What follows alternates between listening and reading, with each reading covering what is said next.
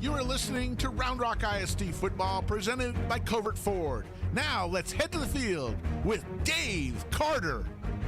And a very pleasant good evening to you wherever you may be. You are looking live at Dr. R.L. Peters Field at Dragon Stadium on the campus of Round Rock High School, where tonight it's Round Rock ISD football presented by Covert Ford. Hello folks, Dave Carter joining you here again this year on the iHSFAN Webcast Network for this kickoff game between the Round Rock Dragons and the Weiss Wolves. With me as always, again for season number 4 together, I believe, here at Round Rock, is the inimitable, the blue light special. It's Kmart. Kevin Martin, how you doing? I'm doing great, Dave. Inimitable, that is quite the word. You pull out the old thesaurus for tonight. A big word for me to pull out on a blazing hot night. Those of you that have not joined us or are not here in the central Texas area, we've been in quite a summer without question, and it is hot, hot, hot here in the stadium, and I think it's going to be a hot night for football for the Round Rock Dragons.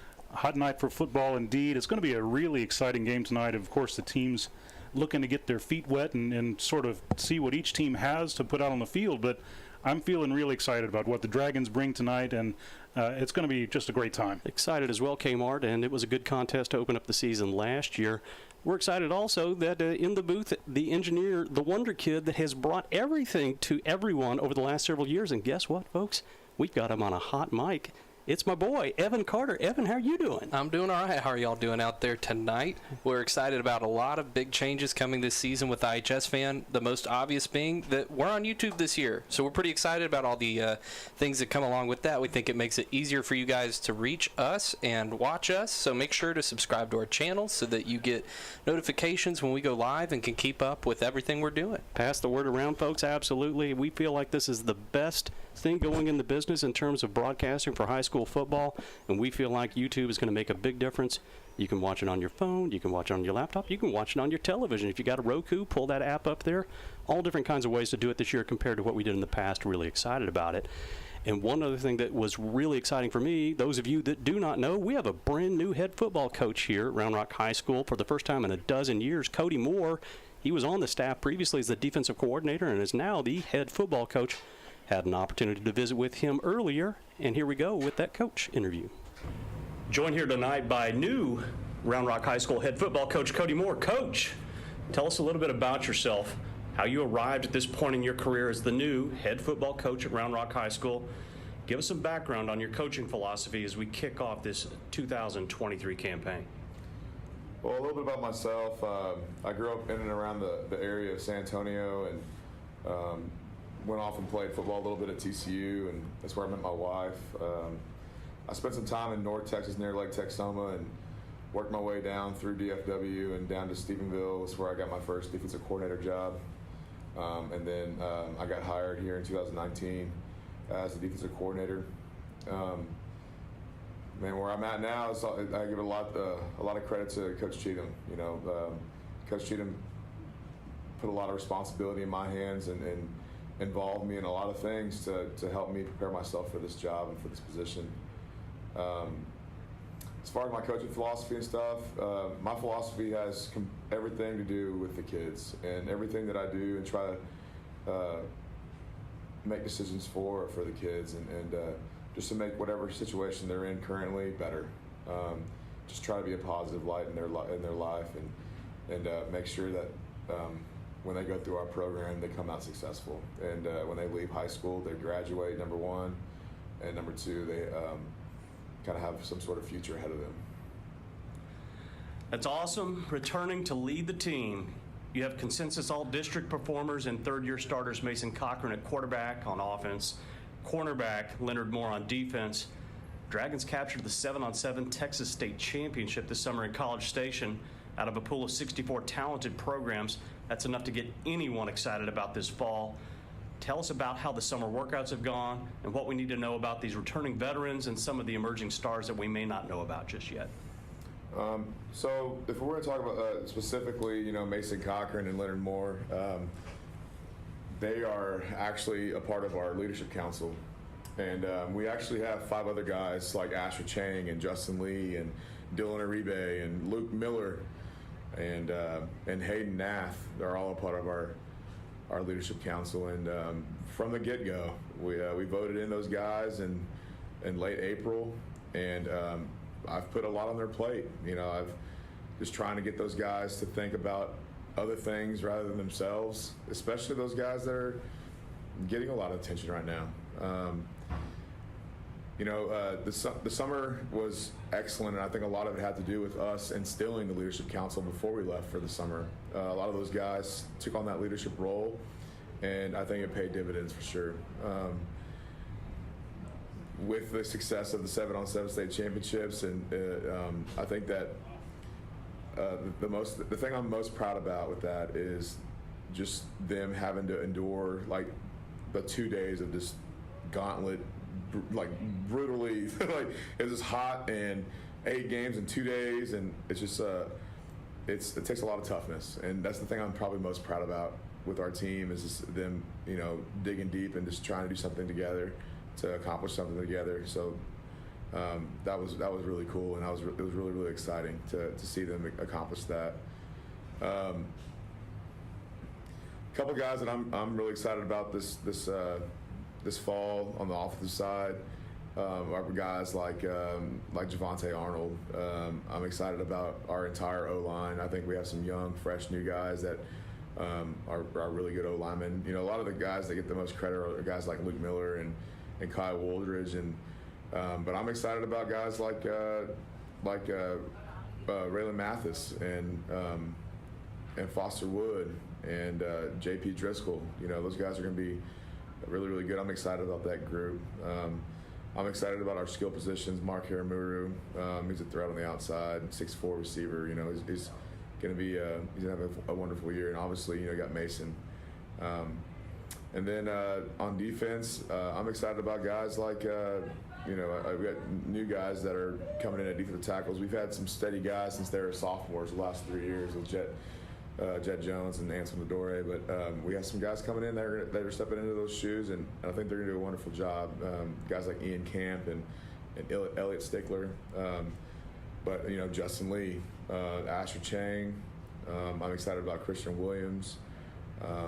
And I'm also excited about Racer Goebel is another one, and then we have a new one, kind of a newbie, is Barris Owens, and those guys are been doing they've had a really good camp, and I'm excited what they're going to do on Friday night.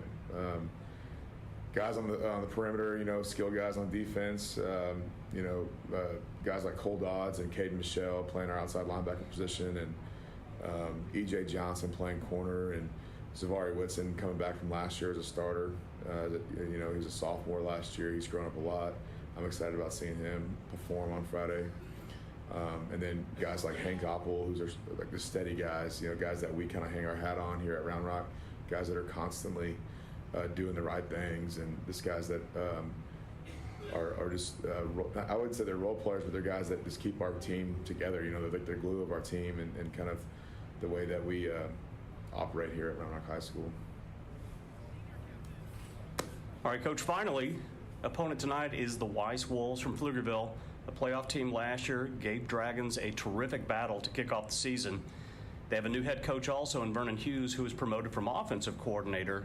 They're returning a number of talented prospects on defense and an up-and-coming quarterback in Jax Brown on offense, who holds offers from Arizona State and Pittsburgh.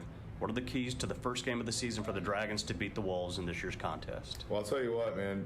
Coach Hughes at Weiss does a phenomenal job. He does a great job on the offensive side of the ball. I know of a couple of defensive coaches there that have become friends over the last couple of years, and they do a phenomenal job on the defensive side too. They do have a lot of talent. There's a lot of threats on the offensive side. There's a lot of things that we're having a game plan and get ready for, because they do have explosive firepower on the offensive side of the ball for sure. Jax Brown is a great quarterback. I think that last year he gave us all kinds of fits. He was a good, steady quarterback. Has ability to scramble and move. He's athletic. So you're gonna have to have a plan for him as well. On defense, I think that they have some pretty stable guys on the defensive line. I think their interior defensive line is probably one of their strong suits on defense. But I also think they have a really good Mike linebacker, and they got a really good safety, and they got really good skilled kids playing corner. So it's going to be a good contest, and I think that we're going to have to show up, and we're going to have to play, and we're going to have to go do it for each other and not necessarily for just getting a win on the win column or anything like that. Just got to do it for each other and stay positive. Thank you, Coach. Good luck tonight against the Wolves. And folks, there you have it, a great conversation with Cody Moore. Obviously, his first time being head coach. Exciting time for him. Had a good conversation with him, Kmart, just about how are you feeling kind of thing. And you can feel the nerves a little bit your first time to do it. And I talked to him. I just said, you got to put one sock on at a time, one shoe on at a time, run out on the field, and just let it take its form. And I think he's got it. It was just a terrific conversation. It was, and actually he might have been a little nervous there, might be a little nervous about his first game, but you can tell he really likes his team and likes his players. Yeah, I couldn't agree with you more. Well, listen, folks, we're going to take a quick commercial break right here. We'll come back and get the starting lineups, and it'll be kickoff time before you know it. This is Round Rock ISD football presented by Covert Ford. Longtime McNeil parent Brian Kerman is a realtor who works for RE/MAX Capital City. Brian is involved in helping Round Rock families buy, sell, invest, and lease properties in the greater Austin area. He has been doing so for over 24 years. As a thank you to the community, he will be honored to donate $1,000 to your favorite booster club or other 501c3 if you use him and you close on a property. We hope you will contact Brian for all of your real estate needs at 512-921-4490 or at briankerman@remax.net. Bush's Chicken is a proud supporter of area schools, athletic programs, and booster clubs. With stores in Cedar Park, Round Rock, Georgetown, both North and South Austin, and our newest store serving Pflugerville and Hutto. Bush's serves the Texas standard in real hand-battered fried chicken and crispy tenders, tasty rolls, and that famous Bush's sweet tea.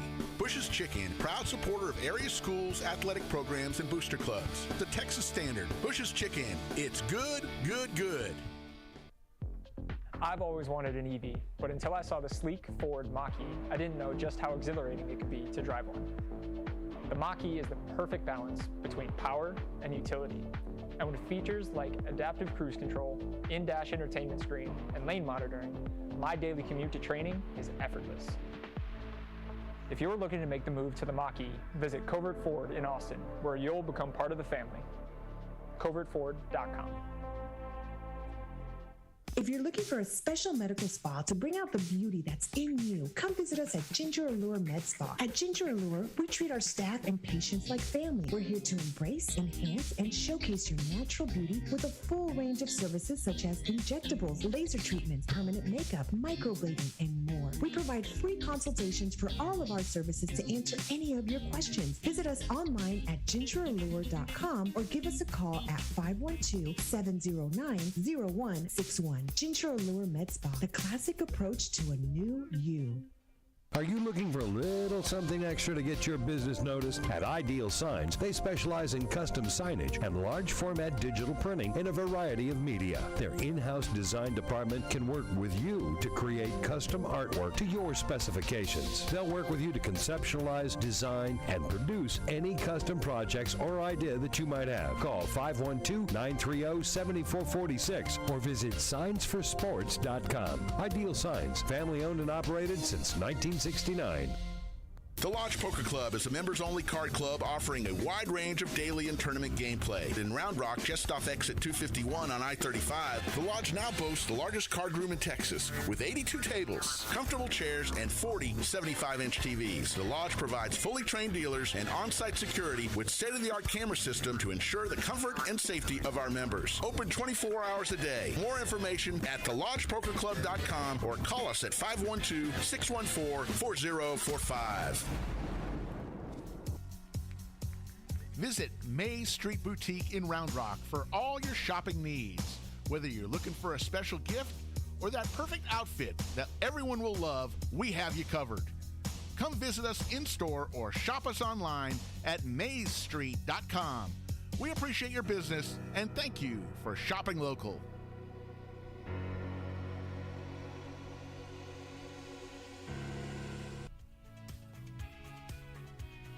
RJAC Pressure Washing, Epoxy and Stain, veteran owned and operated, serving Central Texas. For the last 10 years, residential and commercial services available, here for all your decorative flooring needs.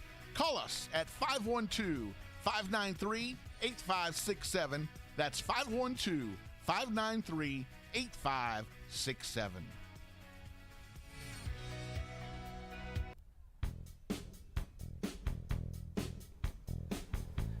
We are back at Dragon Stadium, about 6 minutes to kickoff. Kmart, you heard Coach talking about it. I talked about it as well. 7-on-7 state championship for the Round Rock Dragons. Unbelievable story, right? Yeah, how about that? I mean, they're undefeated through the tournament. They were just amazing. They scored. The defense was amazing. They did it all right that week. Folks, for those of you that don't know about 7-on-7 tournaments in the state of Texas, I mean, this is a big deal nationally, and it happens in College Station every year. And the premier programs in the state of Texas, without question, try to get into that tournament. It's an effort to get into the tournament itself. You've got to do some qualifying and do some other things locally to get yourself there. So that's an accomplishment in and of itself.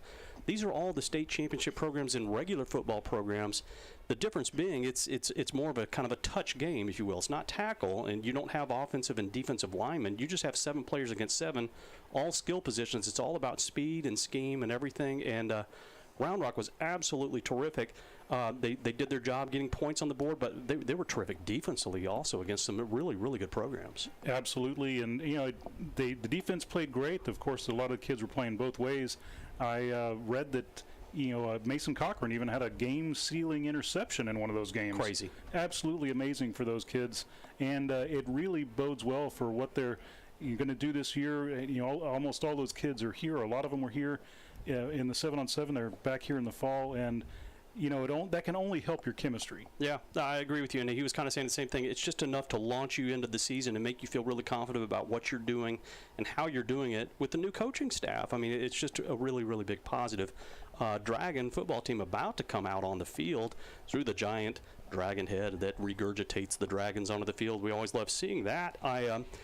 The Weiss Wolves have already made their way out onto the opposing sideline.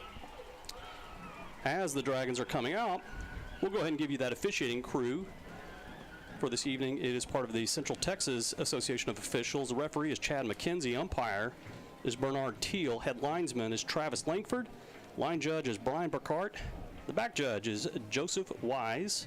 Field judge is Greg Talvakoski. That's a tough name right there, Greg. Side judge is Maurice Williams.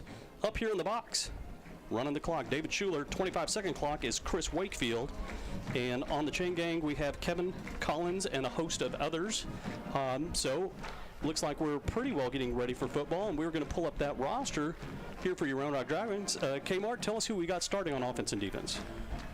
Well, for the Dragons, Dave, on offense, start with the offensive line. We have Rylan Mathis and John Driscoll, Kai Wildridge and Foster Wood and Luke Miller. At wide receiver, we have Hayden Nath, Javante Arnold, and Mark Haramuru, and Joaquin Maldonado. We have number 7, Reggie Hurley at running back, and number 12, Mason Cochran, leading the offense out on the field. For the defense, we'll have along the front side, we've got Justin Lee and Ian Camp, Elliot Stickler and Asher Chang, linebackers Dylan Uribe and Dylan Best. And in the defensive backfield, we have Leonard Moore, Zavari Whitson, Caden Michael, Hank Apple, and Aiden Walker. Indeed we do. It looks like we'll be getting ready for the national anthem here, and the coin toss about to come up as well. As that is happening here, folks, we'll tell you that the running back position, Reggie Hurley, that's a name some of you Dragon fans may or may not be familiar with. He's new to the school, but not new to the district. He played for Cedar Ridge last year. He's a transfer student in. Shown some terrific highlights from last year when he was a sophomore. He's a junior now, and had some really good runs last week in their scrimmage against Harker Heights, so very excited about what he can do. We'll go ahead and see if we can turn up the field mic. It's a little windy outside, but we'll see if we can pick up what's going on the field for the coin toss.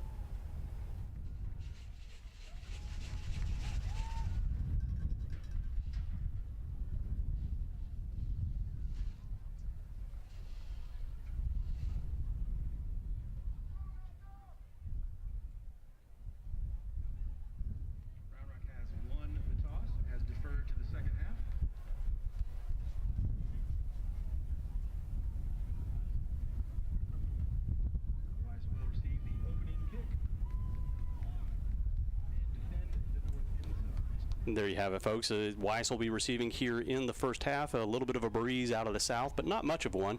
Those captains for Round Rock out on the field were quarterback Mason Cochran. You had linebacker Dylan Uribe. Also had senior offensive lineman Luke Miller, and also had Asher Chang, the defensive lineman. Let's go back to that stadium, Mike, for the national anthem. Please face the flags coming down the center of the field. Being represented by Round Rock High School Marine Corps, JRTC Guard. And now to honor our country, the nationally recognized and award-winning Round Rock High School Dragon Choir will sing the Star-Spangled Banner. Under the direction of Round Rock High School's Director of Choirs, Jamison McCafferty, our national anthem.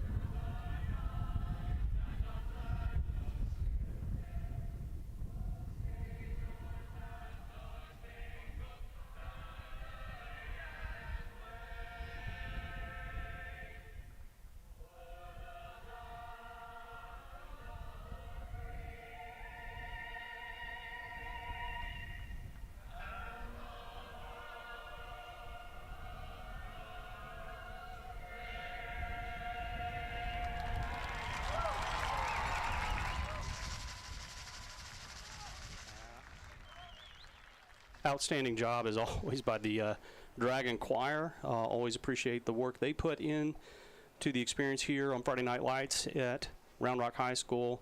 It is a pretty good-sized crowd here for as hot as it is. The full Dragon Band is here. They're going to perform their varsity show this evening. A good showing by the folks from Weiss, who are directly in the spotlight of the sun and the blazing sun outside, still over 100 degrees outside. Folks, I will tell you, as we are getting ready for kickoff here, just like we have done in past years, we will have a text line. We'll put it up for you in a little bit. It's a different number this year, but we will absolutely encourage you to text into us and give shout outs to your favorite teams. You see the number, it's up there right now. It's 512-843-5205. Would love to hear from you again. Text to your favorite player, who you are, where you're from, who you're rooting for, and throughout the ball game as we get texts in here, we'll give those shout-outs here on the broadcast. Kmart, any final thoughts right here before kickoff? Final thoughts, Dave. Well, I tell you what, this is going to be something else for the Dragons. Everyone's excited. I'm excited. Coaching staff's excited. The crowd's excited, although they're wilting in the heat right now. But this should be a really great year for the Dragons. Now, there's a lot of good teams in this area and a lot of good teams outside in the surrounding areas. So, the Dragons, go out there, take care of business, and let's see what happens. Agree with you, partner. It's always an exciting time of year. Everybody's undefeated at this point, and we couldn't be more excited about bringing the Dragon football to you folks. In back deep are three receivers for the Weiss Wolves. You've got number 9, Jacques Spradley-Demps. He's a new player to the team this year. Peyton Morgan, also number 3, and Daniel Berry, all back in deep receive. Kicker this year, as he has been the past several years, Kai Haruki for the Dragons, an absolute special teams weapon for the Dragons that will almost certainly be a difference maker for us in some of the games upcoming this season. Haruki had a really good year last year, and now he's a senior. Going to hope to have a similarly good year.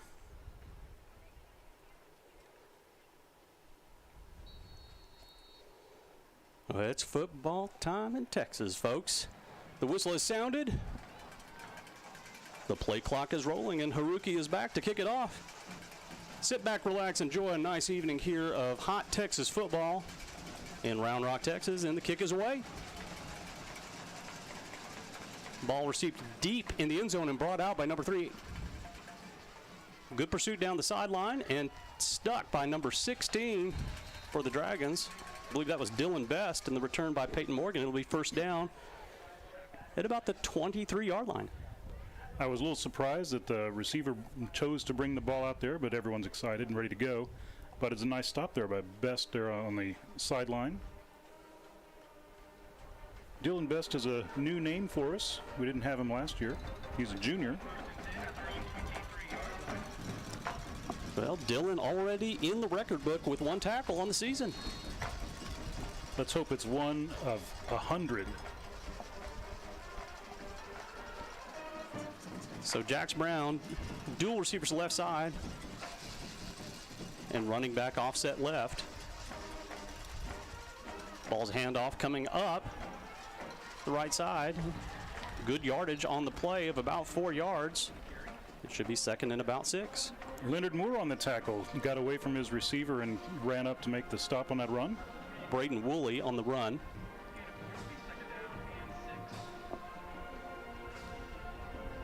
Actually, that was number 4. That was Zavari Whitson on the tackle. Yeah. Very good.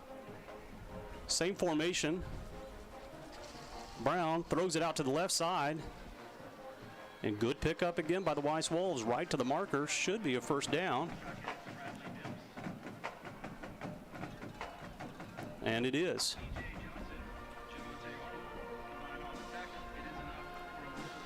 The defense is breaking in a whole lot of new faces this year. They only had 3 returning starters. Got a few names that we recognize. Obviously, Leonard Moore and Asher Chang, Justin Lee, Zavari Whitson, but a whole lot of other new names getting experience tonight. So again, just under 11 minutes now in the first quarter. Same formation, dual receivers left side, 1 in motion to the middle. Brown throwing the ball, nicely tipped, but caught just the same up the right side. Good pursuit, double tackle. Looks like number 97 for the Dragons. That's Elliott Stickler. Pickup of about 5. Yeah, Stickler started dragging him down, and Aiden Walker came in and finished the job. Dual receivers left side again, second down and 4 at the 39-yard line. Handoff up the middle and just absolutely stuffed, met by Asher Chang right up the middle. Looks like it's going to be a loss of about 3 yards. Back to the 36-yard line. It'll be third down and about 8. Great play by Chang to just shift down the line and sneak through that hole and meet the running back in the backfield. Well, and the strength of that defensive line this year, in the past, it's been those tackles right up the middle, but it's going to be the ends this year between Asher Chang and Justin Lee with so much experience. 17 seconds on the play clock. Dual receivers left side again. Brown calling for the ball, looking up the right side, now throwing to the left side. Slip screen and stuffed. And a good thing for Weiss that it was stuffed. It would have been a loss on the play, and it's going to be fourth down. For a moment, it looked like Dylan Uribe might have been able to haul in that ball on his own. No kidding. Oh, my goodness. Great job by the Dragons. Gave up 1 first down. I don't think Cody Moore would complain about that one bit on the first defensive series as a head coach.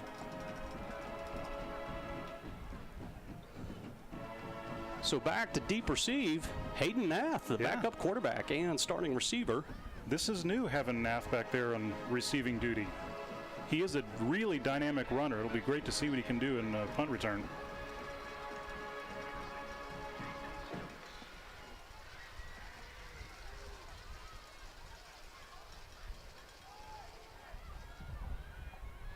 Nath takes the ball and immediately met right at the 30-yard line. Did not call for a fair catch. Looks like he was taken down by number 30, I believe, and that was Topper Johnson. No, I take that back. It's Lawadi Jerkin. Great name, by the way. And Tyler Gottschalk was in there, too, for the Wolves. You know, it's funny, that was a really good punt that had good hang time. The coverage team was able to get down and meet Nath almost as soon as he caught the ball. So first down for the Dragons, Mason Cochran, I formation, trip receiver to the left, and now 1 in motion to the middle. And it is a handoff coming up the left side and stuffed right at the line of scrimmage for no gain. That's Reggie Hurley. It'll be second down and 10. Dragons choosing, sorry Dave, the Dragons choosing to run to the left and over Luke Miller's side of the field, seeing if they can make something happen off tackle. Yeah, good pursuit by the Weiss Wolves. A couple of texts have come in. We'll give those shout outs here in just a bit. So empty backfield, Mason Cochran. Twin receivers both sides, and now Hurley in motion to the middle. Ball is kept by Mason Cochran up the middle. He slinks his way out to the 35-yard line. You think they've got him stopped for a loss. He picks up 5. It'll be 3rd and 5. Well, Cochran picking up where he left off from last season. His legs, he's super dangerous with his feet, and just got up the field. It really helps that they've got so many weapons wide out, and the wideouts spread wide on the field, and Hurley was in motion, a little fake, and Cochran made him pay for it. Macron, I like that. Macron, yeah. Macron. I should just shorten everyone's name like that. So full house backfield, and now in motion out to the right side. The ball is handed off to Reggie Hurley and just stuffed in the backfield for a loss of about 5-6 yards. Good defensive push by Weiss and nothing doing, and it's going to be 3 and out for the Dragons. That was Brian Bacon on the tackle for the Wolves. Brian Bacon.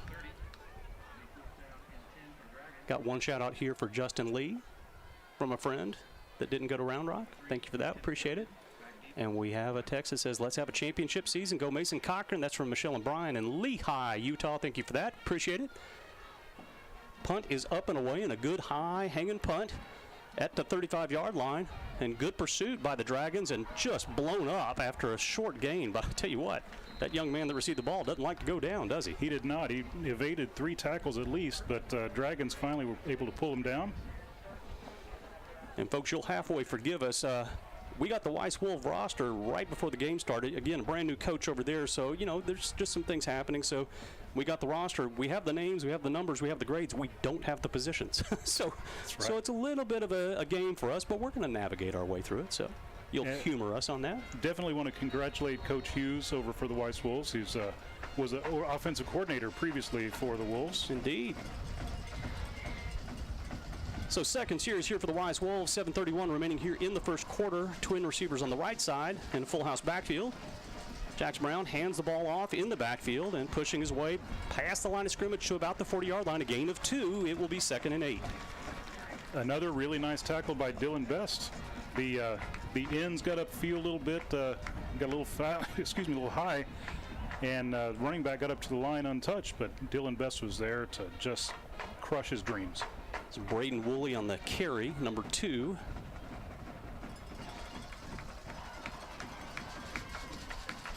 Once again, full house backfield, Twins to the right. And a handoff again up the left side and going out on the perimeter. A nice run by Woolley. Looks like he got out on the mark to the 47-yard line, and it's going to be, looks like 3rd and 1, if I'm not mistaken.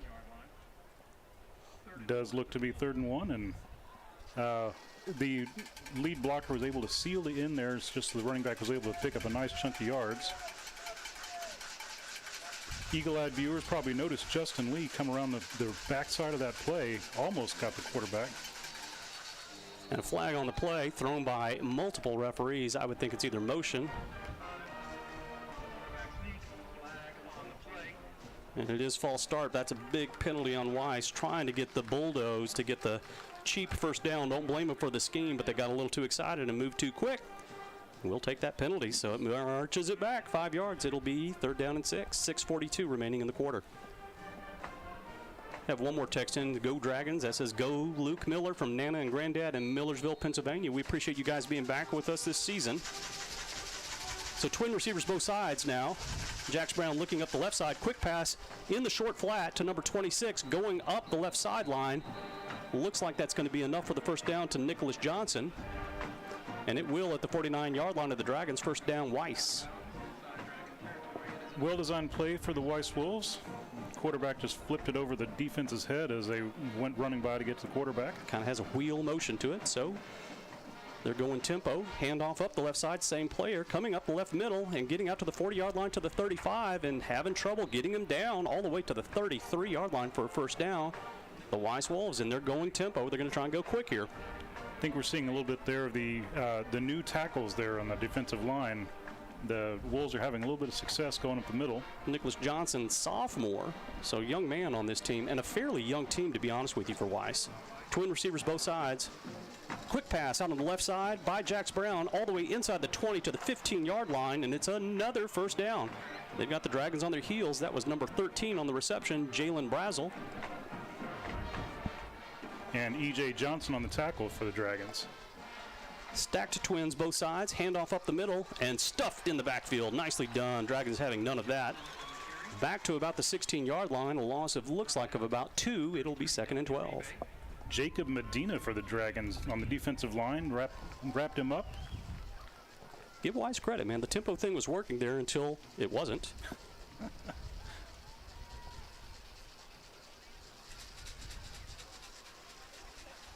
Jax Brown looking over the middle and absolutely almost strip sacked, but taken down at the 25-yard line. A huge loss on the play of 10, and it's going to be 3rd down. And quite a bit. The entire defensive line got upfield there. That was really impressive. I mean, it was almost as if the offensive line all stood sideways and let them run by, but the defensive got to the quarterback before they could make it play. So 3rd and 20, trips to the right, single receiver to the left side, ISO. Jax Brown looking right side, throwing right side, into the flat, caught, taken inside the 5, to the goal line, and into the end zone, number 1. Adrian Wilson for a touchdown for the Weiss Wolves. What a great catch by Wilson there. He caught it across the middle, and he still had to break a few tackles to get there. Just nice effort all the way around for the Weiss Wolves. Dragons not quite able to get it done on that play. Well, I'm impressed by what Weiss just pulled off there. Just went tempo, and it was working for them. And even when they got in a hole right there, for them to be able to pull that off and get the touchdown on 3rd and forever, hats off. Number 84 in for Weiss to attempt the extra point. Up and through the kick by Eli Walkup. Your score 5:07 remaining here in the first quarter is the Weiss Wolves taking the lead 7-0 over your Dragons. Both coaches starting to find out what they've got out on the field. Indeed. Indeed they are. A text in, rooting for you, Kaysen. So proud of you. Let's go Dragons. And that's from Cam in Brenham, Texas. Thank you for the text. Appreciate it. We'll see if the Dragons can kind of pull themselves together here, get their footing on, and see if they can roll down the field here. Kaysen, their fan there rooting for Kaysen Sapp, the senior receiver. He's, I've seen some really great film of him, and of course, I think we saw him a little bit toward the tail end of last season. Yeah. But a nice receiver.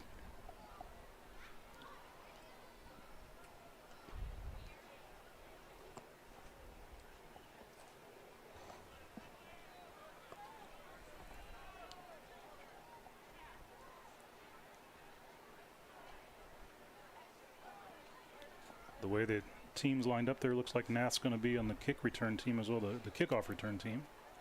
Indeed it does. Nath back. It looks like number 7, Reggie Hurley, the running back, and also Javante Arnold, who did some running for the Dragons last year as a sophomore. So a lot of good speed in the backfield. And partner, I'll be honest with you right here. I wouldn't be shocked if Weiss onside kicked the ball right here. I'm serious. You know, these kinds of games, trying to steal momentum, new head coach, stranger things have happened. We'll see. Definitely an opportunity to catch him flat-footed for sure. Kick nice and deep. Taken right up the middle, up the right side. Had a crease there for a moment past the 30-yard line, and that was number 0, Javante Arnold, but good field position starting for the Dragons on their second series. Arnold a little shifty there, caught it in traffic, and was still able to get a nice return out of it.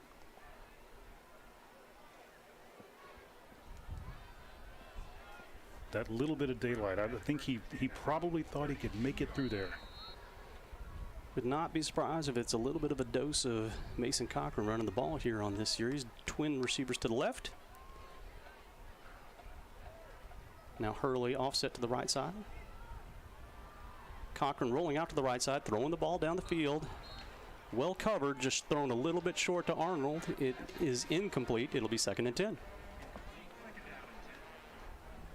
There's a lot going on that play. A whole lot going on that play.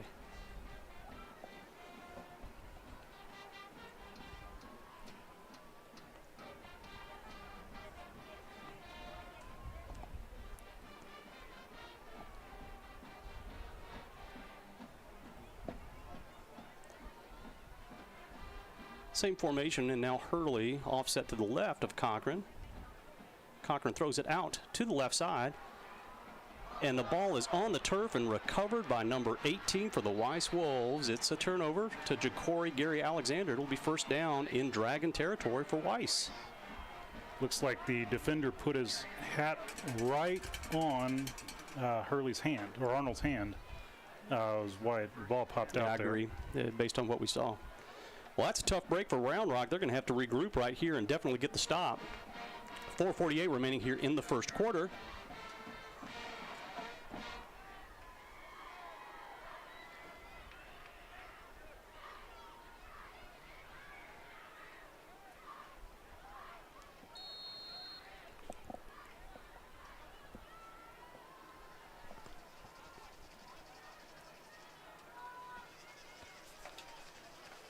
Weiss set up with twin receivers both sides.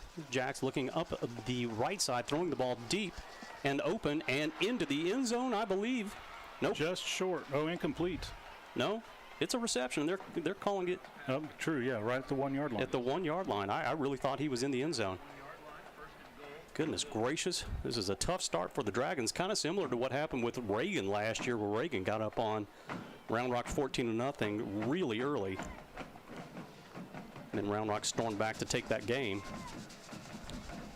Feels like Coach Hughes is just choosing to open things up really early. I agree with you. Yeah. I think he's seeing an opportunity right here and just throwing it up for grabs.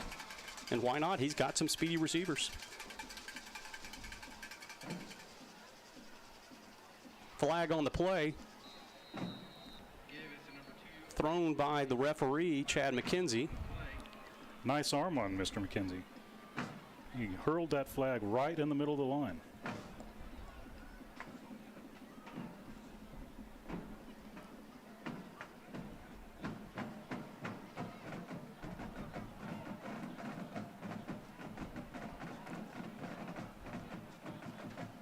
Personal foul, chop block by the offense. That's a 15-yard penalty, so that's a huge break. But then offsides on the defense, it's offsetting penalties. Replay the down. That is really, really tough for Round Rock to have had that happen. Offensive lineman a little bit shaken up for Weiss, but up on his feet, running off the field. Looks like he's in great shape. Good to see. That is a large human being. I agree with you, partner. That's the kind of guy you run behind a lot. Yeah. Hopefully he's able to get back out on the field real soon. Well, again, tough break for the Dragons right there. Could have pushed Weiss back, but now it's first down again at the 1 yard line, first and goal. On offsides again. Flag on the play. It's a false start. Oh, interesting. Yeah, you're right. The official called offsides. I saw the motion from the defensive line get across the line there, but must have been drawn across.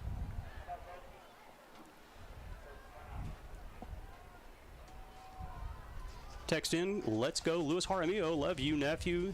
And that's number 11 for the Wolves, the Weiss Wolves. Well, we're glad to have you here on this broadcast.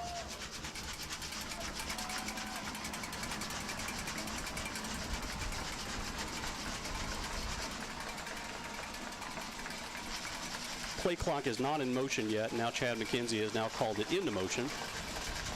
Ball's handed off up the middle. Huge gap up the left side. Number 2 into the end zone. That's Braden Woolley for the touchdown. Dave, huge is an understatement. Boy, you and I could have run through that hole, partner. Maybe at the same time. I mean, it was that wide of a hole. I agree with you. The incredibly well-designed scheme that it pulled our defenders in directions that we didn't want to be. It's what it basically amounts to. But a good play by Weiss, and they've taken control of this game early. Definitely not a position the Dragons have been into, been in much. Agree with you. Agree with you. Well, they're definitely going to have to test their resolve and see what they can do on offense here. 4:29 remaining here in the first quarter. So many times these games come down to who makes the mistakes and who's able to capitalize on them. And right now, the fumble recovery by Weiss, and you're able to convert that into points. A lot of times that is the key factor in who wins them. Well, as they say in these first games, it's usually about turnovers and mistakes and special teams, at this point. So Big turnover. That definitely has cost Round Rock here. They're going to have to make up for it, and the defense is going to have to stand tall. Had a point upcoming, but still plenty of game to be played here.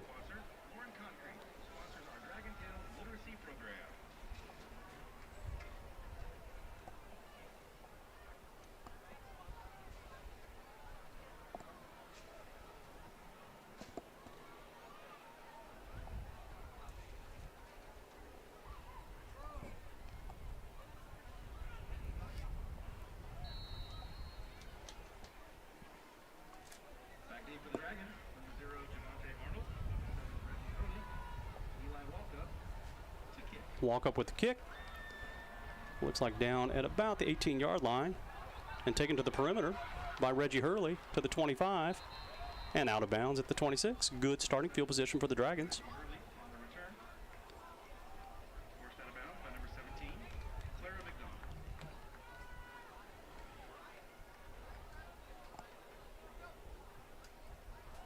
One district score in District 25 6A from last night. That was Vista Ridge and Cedar Park taking on the Bowie Bulldogs, and Vista Ridge coming back after being down 14-0 and winning that game 21-14. So that got to give you a little bit of hope about how comebacks can happen.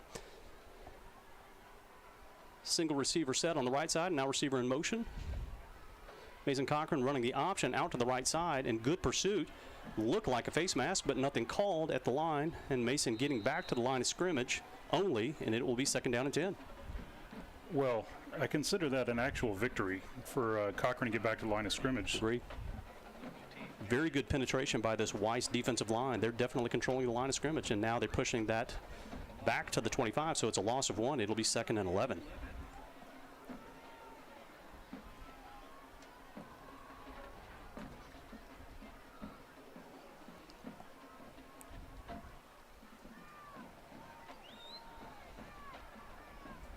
Cochran calls for the ball, hands it off to Reggie Hurley. Oh, I take it back. Mason Cochran keeps it up the left side. Fooled me like he has so many times and picks up the 1st down all the way out to the 37-yard line. The first down for the Dragons, and a great play fake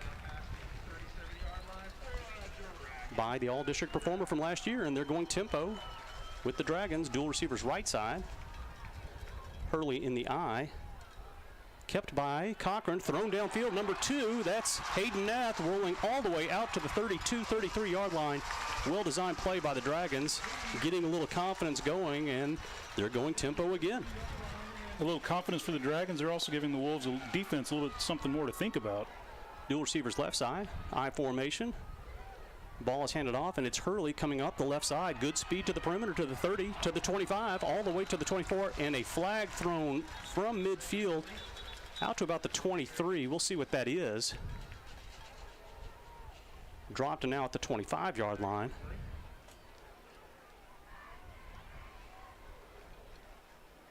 Holding on the offense. That ball be marked from the 25, so it'll be 1st down and 12 for the Dragons. 3 minutes, 2 seconds remaining here in the first quarter. Hurley was about an inch away having somebody horse collar him also. It was super close, but it didn't happen. Really excited to see what Hurley does here this season. As we mentioned before, he's got some nice moves. So dual receivers here to the short side.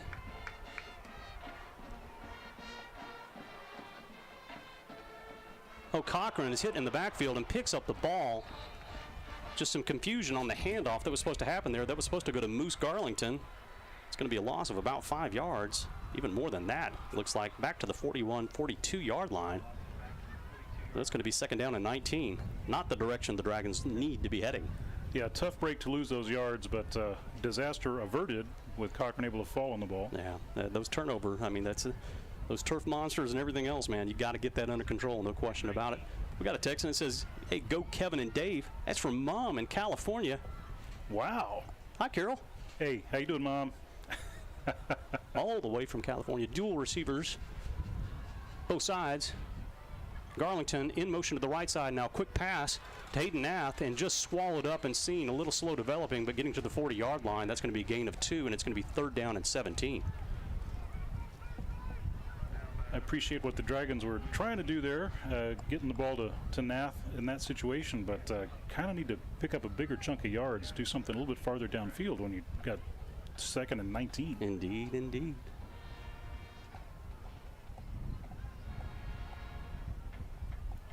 Clock rolling, 1:44 remaining here in the opening quarter. Full house backfield for some extra protection, looks like, for Mason Cochran. Twin receivers to the right side. Cochran looking to the right side, now rolling out right side. Too much pursuit, and they're going to take him down at midfield. Nothing opening up, and it will be 4th down for the Dragons. They're going to have to punt. Offensive line protection broke down, and Mason had no place to go because, as you said, there was a coverage sack, really, more than anything. The defense did a good job covering the receivers, and Cochran had no place to go with the ball. So loss on the play back to the 47. It'll be 4th down and 24. They're setting up with Mason on the field, but he did a lot of quick kicking last year. I'm sure he's going to do exactly the same thing, take a step or two back. 9 seconds remaining on the play clock, and down to 5, 4, 3. And it's halfway blocked on the quick kick. Goodness gracious. That kick only went 9 yards down to the 38-yard line, and so much momentum out of that series. And to be able not to get much out of it is a tough break for the Dragons. Weiss is setting up in pretty good field position. And to be honest, really surprised we didn't see the regular punter back there. We saw him kicking before the game in warm-ups, and that's Braden Harshaw was really booming the ball. Illegal substitution on the defense. Unbelievable break for the Dragons. So it's still 4th down. Okay. I knew something was going on, but goodness, they need to get the punter out there. Yeah. Okay. But Cochran's coming back out. It does look like it. If nothing else, Mason's going to have to take a few steps back because that defensive line is getting good penetration right now. So clock at 38 seconds remaining here in the opening quarter. Mason standing back a good bit more. And the kick is better, but not too terribly deep, but gets a good bounce for the Dragons down to the 13-yard line. So a good break again on the penalty for Round Rock, pinning Weiss a little bit deep here and seeing if they can't get, a field flip here and perhaps get them stopped, 3 and out. See where it goes. Looks like there'll be time for one more play perhaps here in the quarter with 31 seconds. Yeah, that penalty turned into, 5-yard penalty, giving the Dragons an extra shot at that kick, turned into an extra 15 yards of field position. So actually a little more than that even. It's 25. Yeah. So let's see what the defense can do here. Now I think maybe the Dragons don't want to get too aggressive because they've been overrunning the plays so far. They have good speed at these speed positions, no question. It's a full spread setup, twin receivers both sides. Jax Brown handing it off, coming up the right side to the middle to the 22-yard line. A gain of almost 9 on the play. It'll be 2nd and 1. Weiss going tempo, 20 seconds remaining here in the quarter, and they're going to try and get another play off here quickly if they can. Ball snapped, handed off up the middle, and it's going to be enough for the 1st down out to the 24-yard line. Clock stops on the chain gang, moving up. Clock now rolling again. New college rules, so the clock will roll, and it rolls out here in the 1st quarter. With that, we're going to take a quick commercial break. Your score here at the 1st quarter break is Weiss 14, Round Rock nothing. This is Round Rock ISD football presented by Covert Ford. I've always wanted an EV, but until I saw the sleek Ford Mach-E, I didn't know just how exhilarating it could be to drive one. The Mach-E is the perfect balance between power and utility. And with features like adaptive cruise control, in-dash entertainment screen, and lane monitoring, my daily commute to training is effortless. If you're looking to make the move to the Mach-E, visit Covert Ford in Austin, where you'll become part of the family. CovertFord.com. Bush's Chicken is a proud supporter of area schools, athletic programs, and booster clubs. With stores in Cedar Park, Round Rock, Georgetown, both North and South Austin, and our newest store serving Pflugerville and Hutto. Bush's serves the Texas standard in real hand-battered fried chicken and crispy tenders, tasty rolls, and that famous Bush's sweet tea. Bush's Chicken, proud supporter of area schools, athletic programs, and booster clubs. The Texas standard. Bush's Chicken. It's good, good, good.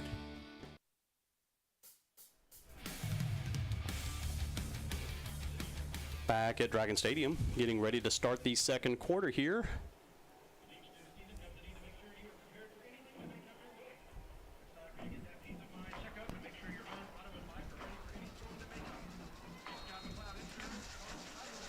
Play clock in motion. Jax Brown calls for the ball. Handoff up the right side, and a mouthpiece goes flying out of the helmet of the young man that was running the ball. I believe that's number 26, Nicholas Johnson. A gain of about 2. It'll be second down and 8. My vision's better than I thought it was, partner. Able to see the mouthpiece flying? That thing flew about as high as the football did on that last punt.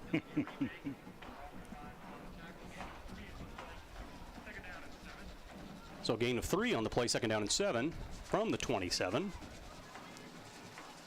Twin receivers both sides again. Jackson Brown looking up the left side, now throwing to the right side in the flat, and just not caught by the running back. Dropped, a mistake, so that may give the Dragons an opportunity here. 3rd and 7.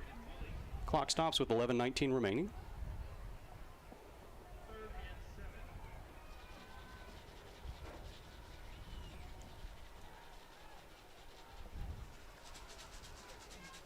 Trip receivers to the right side, ISO on the left. E.J. Johnson in coverage on that left side, and a quick pass out to the right side and caught coming over the middle on a slant. That's number 1 for the Weiss Wolves, and they cannot get him down. That was Adrian Wilson, one of their star receivers from last year, and a first down at midfield for the Weiss Wolves. Brown was able to flip that ball over across the middle to Wilson, who made a nice move there, evaded a lot of the Dragon defense. We're seeing some of that youth there for the defense, not able to wrap him up and bring him down. And Weiss just really in a good rhythm and feels good about what they're doing. So trip receivers again to the right side, handoff coming up the left side and bouncing off. Again, the defender's just not getting the tackle. That's a full 10 yards on the play. It's going to be a first down for the Weiss Wolves.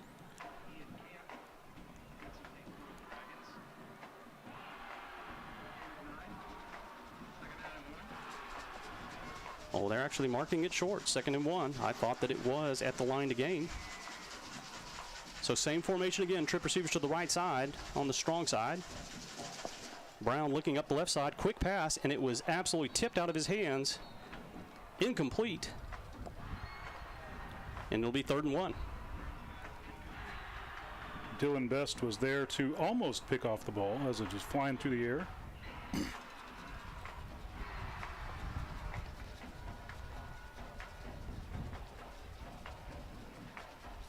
So again, 3rd down, really less than 1, about half a yard to gain. I wouldn't be surprised if this is anything but a bull rush. And I knew it, I saw it, and from the other side, and they did too. One of the linemen just shifted a little bit out of his stance as the quarterback came up under center. That's going to be a 5-yard mark-off, so a good break for the Dragons. They just need to do something with it here. 10:25 remaining here in the second quarter. We will, at halftime, as we always do, bring you the halftime entertainment. Both the bands, both of the drill teams, excited to bring their first editions of their shows to you. Trip receivers again to the right side. Jax Brown looking to the sideline for the play call. Snapped, quick pass out to the left side, and caught by number 6, getting downfield to the 30-yard line. That pass reception complete to Jason Stokes. It is a first down for the Weiss Wolves. Yeah, missed tackle there by the Dragon defense in the secondary. You know, this looks like 7-on-7 ball. They're just playing sling it ball, and they are getting open, and they're making the catches. Handoff up the middle, and good stop right at the line, but having trouble again getting them down, trying to wrap them up, but no gain on the play by number 26. That's Nicholas Johnson. It's 2nd down and 10. The coaching staff is sort of platooning players in and out. I assume because of the heat, they almost have to keep rotating these guys. It's exhausting. It's still 100 degrees outside. Yep. So trip receivers again, right side. Jax Brown running out to the right side, trying to see what he can gain, and taken down in the backfield, a loss of 1, so good pursuit. Justin Lee, great pursuit on the backside. That's earlier in the game we talked about him running down the back, quarterback from behind. He was able to catch him this time. It wasn't a big loss, but it is important for this Dragon defense. Look for the quick slant pass here, folks. Twin receivers both sides. Brown looking to the right side, throwing the ball deep towards the end zone, and just a bit overthrown. Incomplete. It'll be 4th down from the 31-yard line, and I fully expect that Weiss may go for it here. There's no reason not to. They've got control of the game at this point. They've got some momentum. I mean, it's a big pickup, right? No, I agree. Yeah, and I mean, they punt it. Likelihood is in the end zone, and it's only a 10-yard difference. So why not try to sling it in the end zone? Not surprised. So it's trip receivers here to the strong side to the left, and ISO receiver to the right side. Jax Brown looking to the left side, throwing the ball on a dart, and gets it out to the 18-yard line, and it is a 1st down for the Wolves. Number 13 on the reception, that's Jalen Brazel. And Weiss is just having their way. They're confident, and Jax Brown, it's no wonder this guy's got offers from Arizona State and from Pittsburgh right now. He's a junior, but he's got an arm. He's got a frame on him also. You can tell that he is very confident in what he does. He's a good pocket passer, and he takes what's given to him, and he gets the ball there with quick delivery. And he's making good, quick decisions, getting the ball out to his playmakers. And a clean pocket. Yep, that too. That's very important.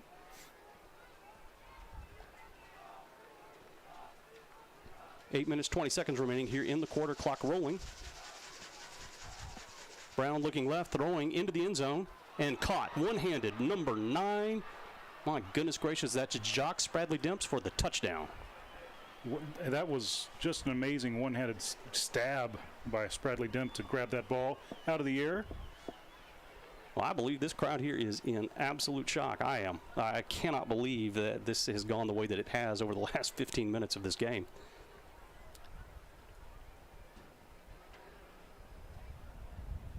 I think the last time we saw the Dragons trailing like this might have been the playoff game against Bowie a couple of years back. You know what? The last time we saw them trailing by this much was the last game they played Lake Travis. against Lake Travis. Yeah.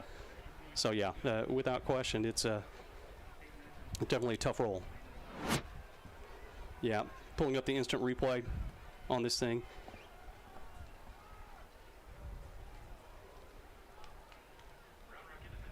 A tough play for Round Rock, but you watch. Again, Jock Spradley-Demps here on the left side. Reasonably well covered, then just splits through it, one hand in the end zone. That's just talent. And a good quarterback that's delivering the ball. His stats have got to be absolutely terrific. But here's the thing. There's still lots of game to play. Round Rock just has to regroup. You can't sit here and feel sorry for yourself that you're in a hole by 3 scores. You get this back one play at a time. That's the only way that you can do this. Round Rock needs to secure the ball, work their way down the field, work off some clock, get in by, down by 14 at halftime, receive the second half kick. It's a different ball game at that point. Momentum is everything in these games. Yeah, it's like the classic saying, how do you eat an elephant? Just one bite at a time. So get out there, as you mentioned, one play at a time. Just go out and take care of business. And, even 3-4 yards at a time will do the trick. Absolutely.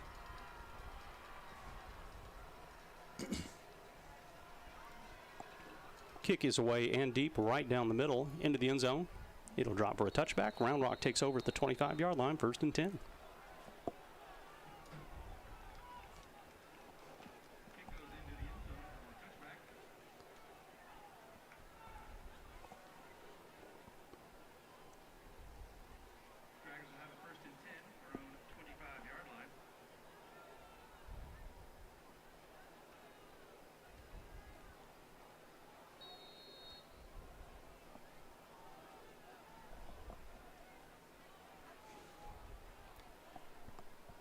I don't know if you noticed, Dave, what the coaching staff is doing for the Dragons. The coaches are out there in different colored hats. You can't miss them.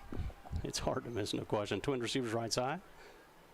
Hurley offset to the right side. Ball snapped to Cochran.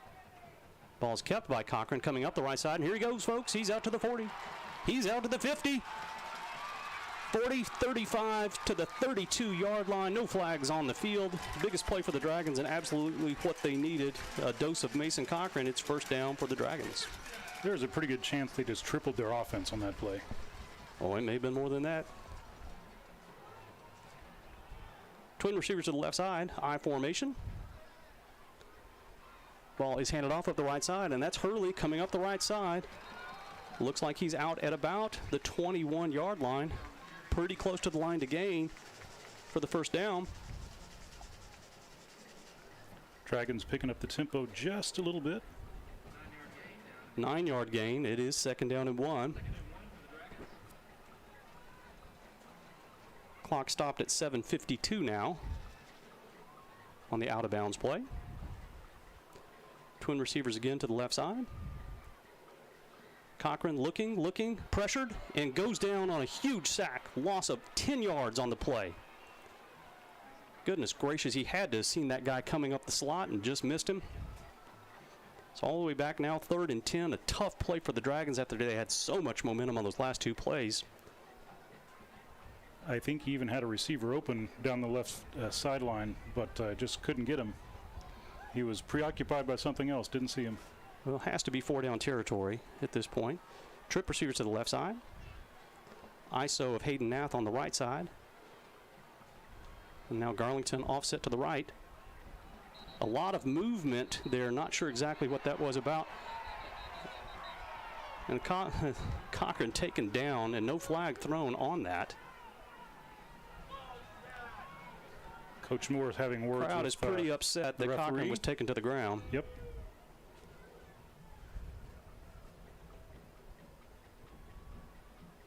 Things unraveling here a little bit. So it is a false start on the offense.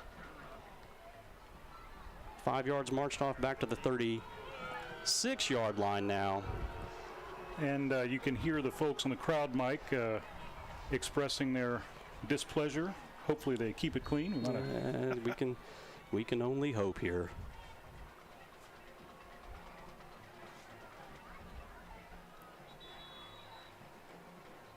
Timeout on the field. Looks like there's a player that's down. For the Weiss Wolves in the backfield, maybe a little bit of cramping going on. Would not be shocked by that at all at this point. He's up on his feet, making his way off, but believe me, that's cramps right there. It just is. Got those muscles going, got to get hydrated. We were even saying the same thing. We have to stay hydrated up here in the booth. Well, it is a balmy, well, I don't even know the temperature here in the booth, but it's probably upper 80s is my guess, and it's, you know, we don't have much air conditioning. Yeah, we're not very tough up here, folks. I mean, we're suffering a lot for you. Happy to bring it to you. we're doing our best and sacrificing for you folks. It's a tough life, isn't it? It is a tough life. Friday night football. So twin receivers to the left side. Again, Garlington in the backfield, providing max protect.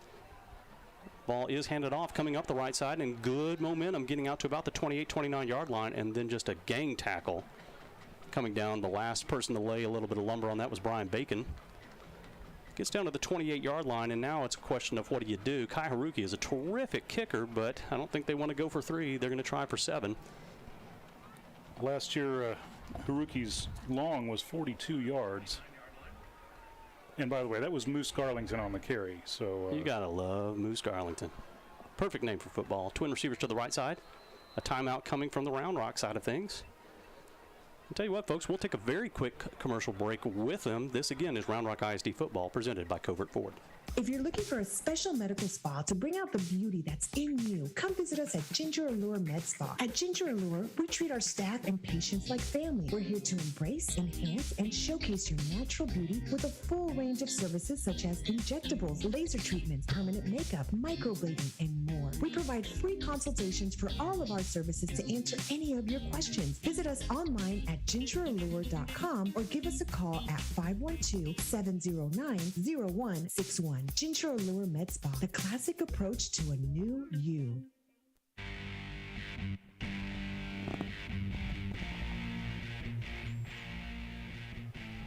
back at Dragon Stadium.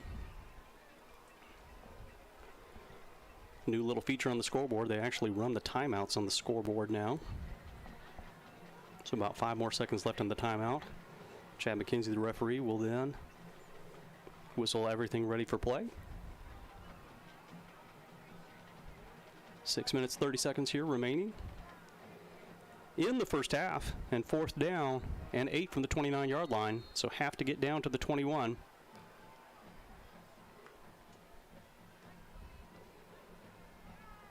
Oh, a little razzle-dazzle. Flea flicker, throwing the ball into the end zone, and caught at the 1-yard line by the Dragons. An absolutely terrific play and a miracle, to be honest with you, because I thought that thing would get swatted down.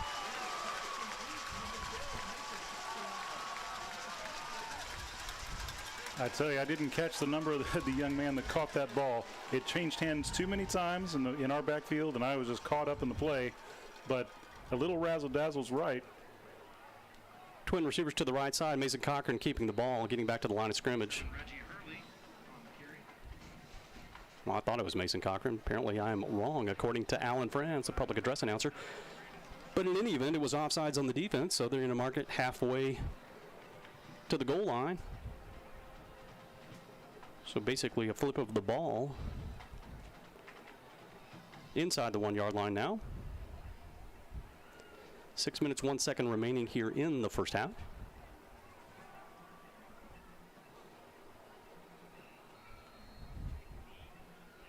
I would say put Jet Jones in, but he's not here anymore. Yeah, I know. We're going to miss. We are, but we're not going to miss that, folks. It's into the end zone for the first Round Rock touchdown of the season. Dragons did not need the jumbo package on that play. Good push by the offensive line. Cochran was able to just push his way in for the touchdown. The exact response this team needed, no question about it. I mean, after struggling for several series there in a row and just having every break go the wrong way for you, for them to be able to get in the end zone and get that touchdown is a big deal. And now if they can hold them here on this next series, you're right back in the ballgame. A lot of confidence built right there, I'm sure. Kai Haruki out for the extra point. Ball snapped and held by Hayden Knapp. Kick up good right through the middle of the uprights. 5:52 remaining again in the first half. Your score, the Weiss Wolves 21, Round Rock 7. We'll do a replay right here for you. The pass, and goodness gracious, we'll see who it was. I think it may have been Hayden Knapp, but your guess is good as mine.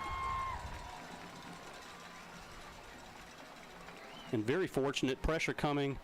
Nice flea flicker, throwing the ball up just to save his life, going up to catch it. And who do we have there? Is that number 12? That's what the number looks like. Was that? Can we run that replay again, partner? Did he throw the ball to himself? He's not that good. Who's in at quarterback? Is it Nath at quarterback? I think we missed on that, folks. We're watching again. Kickoff to come here. We're watching the field, folks. Goodness gracious. It's Hayden Knapp. We totally missed that. I'm so glad. Evan Carter, the Wonder Kid. I'm going to call him the Wonder Kid for the rest of his life. With the instant replay giving that to us. So Hayden Knapp with the miracle play to Mason Cochran. Mason Cochran, my gosh, man, the guy does everything. That is just... It's a miracle. Honestly, it gets you right back in the game. You need a break, no matter what. It may have been a little luck involved. Doesn't make any difference. The ultimate razzle-dazzle. So again, Kai Haruki in to do the kicking duties. A little bit of a punch kick. Looks like it's going to land right around the 20-yard line. A little bit short. Some open field here for Weiss coming up the middle, and a flag thrown at about the 30-yard line. So this one's going to be coming back, even though it's going to go for a touchdown. Number 9 on the return, that's Jorian. No, I take it back. That's Jock Spradley Dimps, who had the one-handed catch for the touchdown earlier, looking at Chad McKenzie in the middle of the field. It is a hold that is thrown right at the 30-yard line. They'll march it back to around the 20. It'll be 1st and 10 for the Weiss Wolves. And, hey, that young man's now tired, having run down the field. Maybe he won't be able to get wide open on one of these plays. He was still celebrating the play as referee was calling the penalty back here. Wow. I thought the return team, the coverage team, they had him wrapped up. He just broke free. Yeah, I'll say something. I mean, there is something to be said, and I'm sure that Coach Moore is going to be harping on it at halftime and certainly in this next week. They're not wrapping these players up. They're not getting the tackles to the ground. They had good wrap, at one point, but this young man, just a big kid, okay? You can't sit there and just say, I'm going to hit you hard and bring you down. That doesn't work that way. So the ball marched back again to the 20-yard line, where Weiss will take over. 5:38 remaining here in the first half, and a big series for the Dragon defense. See if they can get a turnover or get some kind of a break here. Twin receivers, both sides. Jax Brown handing the ball up the middle, and it is just open daylights. Coming up the middle and running down the sideline all the way into Dragon territory. Taken out at about the 41-yard line. That's a gain of 39 yards on the first play. And again, just wide open holes breaking open. The offensive line scheme is doing exactly what they want to here. And the Weiss offense able to do whatever they want pretty much. First down and 10. Ball handed off again up the middle into a big open hole again. And just nothing doing for the Dragons. They cannot get the stops. They cannot get the holes plugged here against this Weiss offensive line that is absolutely having their way. It'll be second down and 1.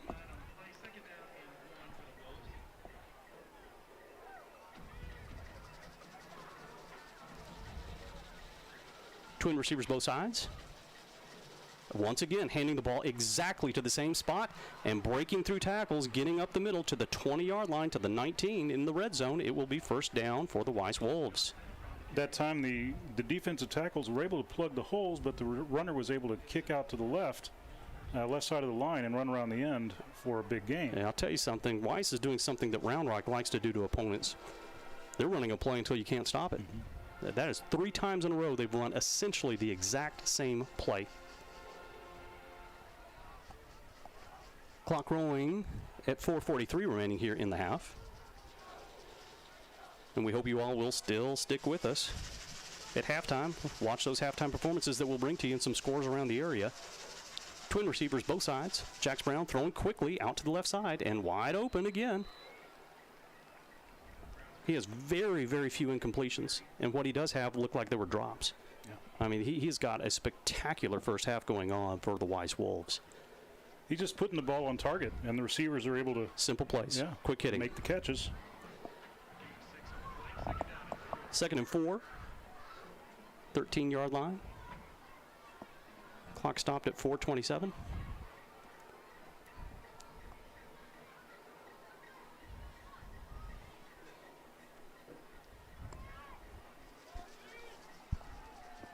Twin receivers both sides. Jax Brown looking to the left side. Ball bobbled in the backfield and gobbled up nicely back to the 15-yard line with a quarterback sack. Wrapped up by Elliott Stickler there. Got his arms around him, held on, and took him to the ground. Finished that tackle. Jax Brown trying to make a move and just bobbled the ball, and that was enough to get things off schedule. So a good break for the Dragons, but they've got to seal it here. You've got to expect this is going to be a quick slant play. Out into the flat. Hopefully safety can be creeping up and do a cover. So it's single receiver sets and a huge offensive line set here. Jax Brown looking left side, flag down on the play, good pursuit coming into the backfield and taking him down for a huge loss back to the 28-yard line. There is a flag on the play that was thrown by the side judge. Great pursuit from behind by Cole Dodds, the junior defensive back. Let's see what the call is here from the official. Calling it in, it's a false start. That's declined. So it is fourth down all the way back to the 20-yard line. So best defensive plays, 2 in a row right there for the Dragons. The line to gain is the 9-yard line. So this is going to be fourth down and 19 yards. And again, in no man's land, unless you've got a field goal kicker that can really punch it, you may as well go for it in this situation. And the receivers have been so terrific, I would be shocked if they're not throwing this ball up to Jacques Spradley-Dimps, who's here on the near side, number 9. Standing right at the 32-yard line. And it's hardly better with Adrian Wilson on the other side. Timeout called. 3:14 remaining by the Weiss Wolves, making a decision on what they're going to do. Well, there's a little life in this team. I'll give it to them. I mean, they're staying committed to what they need to do. Again, Weiss doing so many things very well. I mean, anybody's honest assessment would say that Weiss is the better team here in the first half. So far tonight, absolutely. They're playing well. They're executing every position on the field for Weiss. They're taking care of their jobs. Dragons are having some success with definitely certain players are really doing great, and we're seeing other flashes from other players. They're just not all doing it at the same time, which is sort of where that struggle's coming from. Agree with your partner?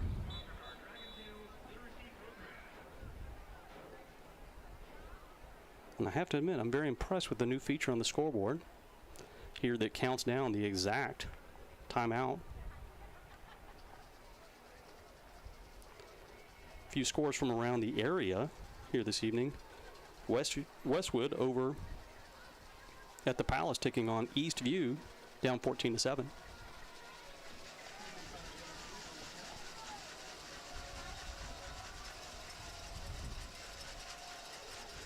We have a timeout on the field.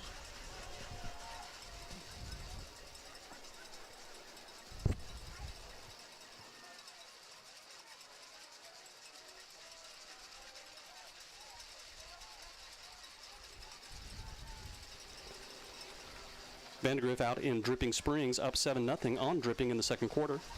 And Cedar Park up on Cedar Ridge in the second quarter, 6-0. So this will be a 45-yard field goal attempt by number 84, Eli Walkup. Watching for the fake, perhaps. Jax Brown will be the holder. Ball is down. Kick is up. It looks like it has the distance, but it is wide left. And it is no good. 3:09 remaining, and Round Rock will take over at the 28-yard line. And we'll see if the Dragons are able to do something with what is likely their last possession of the first half. 3:09, they could cover, we have 70 yards to go. Absolutely. Down at House Park in Austin, Stony Point taking on the Austin High Maroons. That one is tied in the first quarter, 14-14. And down in the Houston area, Westlake taking on Fort Bend Ridge Point Panthers. Midway through the first quarter, it's 7-0 Westlake. That is a top 20 matchup right there. And last night in the Alamo Dome, Austin Crockett was taking on Highlands out of San Antonio, beating them 35-0. Go Cougs. Go Cougs. Receiver in motion in the middle, Mason Cochran handing the ball off up the middle, going to Hurley and getting a gain of about 5 out to the 34-yard line. And now marked back to the 33. It'll be a 5-yard gain. 2nd and 5. Defender down on the field for the Wolves. Player down for a moment. We'll put that text line up here for you folks. Again, would love to hear from you. 512-843-5205. Text and shout out your favorite football player, your band member, Dragonette, you name it. Anybody that you'd like to give a shout out to, a cheerleader. We'd love to hear from you, who you are, and where you're texting us from, and we'll give that shout out here during the ball game. Again, a spirited game, especially given the circumstances of how hot it is here in Texas, and hopefully the heat will break up here in the next few weeks and get to some more fall-like temperatures, I would say. You know, some of the trees suffering out here are making it look fall-like, dropping leaves and a little bit on the brown side. So, again, hopefully the Devil's Porch will be over soon and we'll find our way into fall here as September creeps up on us next week. Young man for Weiss, up on his feet, off the field under his own power, looking like he's in great shape. Good to see. So the clock rolling again, or should be rolling again, but it's not. 2:54, now 2:53, it is rolling. Twin receivers both sides. Empty backfield set, Mason Cochran, and rolling up the middle, out to about the 35, 36, 37-yard line, so a gain of about 4 yards by Mason, and it is going to be 3rd down and 1 for the Dragons. Nice little play for the Dragons, getting a nice chunky yards. Well, working some clock too here. Make no mistake. I mean, that's important to get that clock rolling down. I think it'll be another dose of Mason right here, perhaps. Hurley offset to the right side. Now looking over to the offensive coaches. 14 seconds remaining on the play clock. And just over 2 minutes remaining in the game in the first half. Ball is snapped and a little bit of delayed handoff and taken down short of the first down. In fact, a 1-yard loss back to the 36-yard line. It's going to be 4th down for the Dragons. Clock rolling at 1:55. That was big Chad Otutu for the Wolves. Defensive lineman wearing uncharacteristically low number 4. But great stop for Otutu.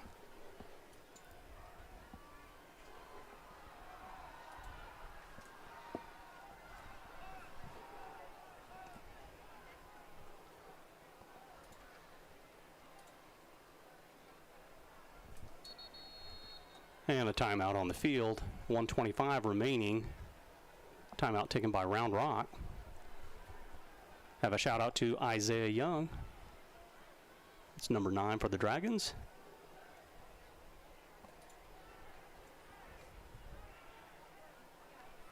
Shout out to my boy Cole Dodds. Just got that one in. Brother of Round Rock legend Luke Dodds. Number 3, TCU football players watching some Round Rock football here on a Friday night. Thank you for the text. We appreciate that. Hope to see Luke out on the field this year for the Horned Frogs.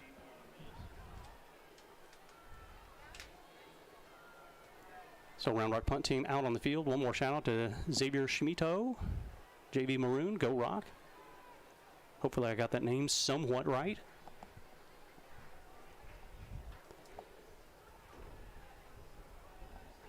And now the clock is rolling, although I don't think it should be rolling given the circumstances. Snap is back.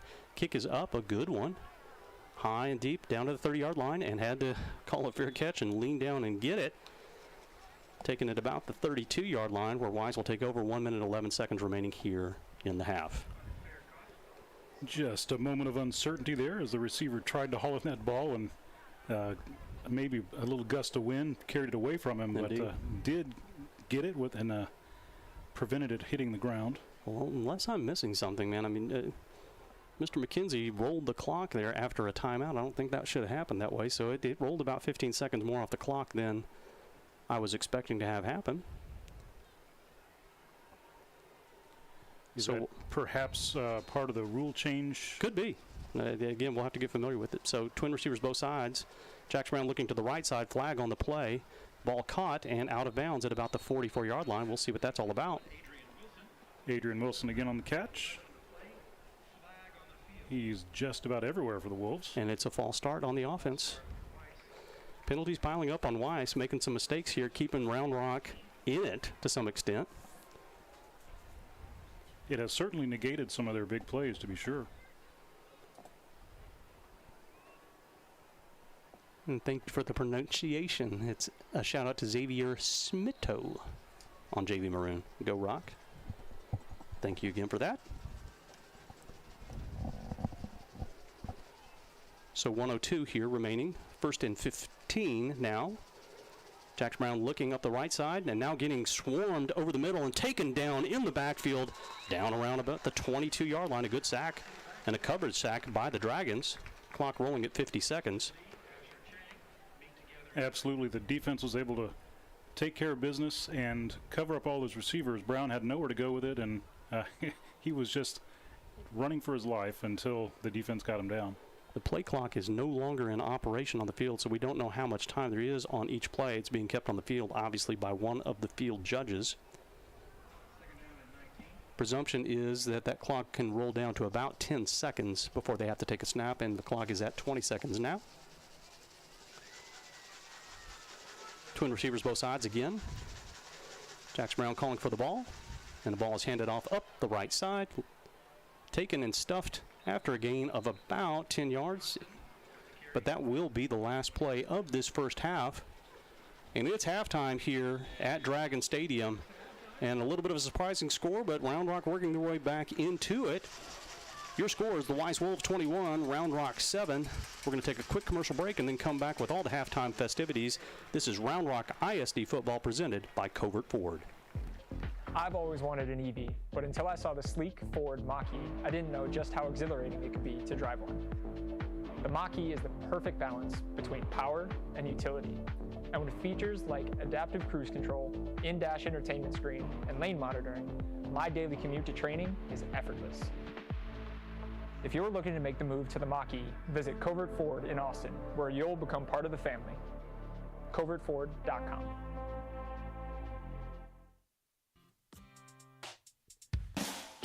Longtime MacLeod parent Brian Kerman is a realtor who works for RE/MAX Capital City. Brian is involved in helping Round Rock families buy, sell, invest, and lease properties in the greater Austin area. He has been doing so for over 24 years. As a thank you to the community, he will be honored to donate $1,000 to your favorite booster club or other 501c3 if you use him and you close on a property. We hope you will contact Brian for all of your real estate needs at 512-921-4490 or at briankerman@remax.net. Bush's Chicken is a proud supporter of area schools, athletic programs, and booster clubs. With stores in Cedar Park, Round Rock, Georgetown, both North and South Austin, and our newest store serving Pflugerville and Hutto. Bush's serves the Texas standard in real hand-battered fried chicken and crispy tenders, tasty rolls, and that famous Bush's sweet tea. Bush's Chicken, proud supporter of area schools, athletic programs, and booster clubs. The Texas standard. Bush's Chicken. It's good, good, good. If you're looking for a special medical spa to bring out the beauty that's in you, come visit us at Ginger Allure Med Spa. At Ginger Allure, we treat our staff and patients like family. We're here to embrace, enhance, and showcase your natural beauty with a full range of services such as injectables, laser treatments, permanent makeup, microblading, and more. We provide free consultations for all of our services to answer any of your questions. Visit us online at gingerallure.com or give us a call at 512-709-0161. Ginger Allure Med Spa, the classic approach to a new you.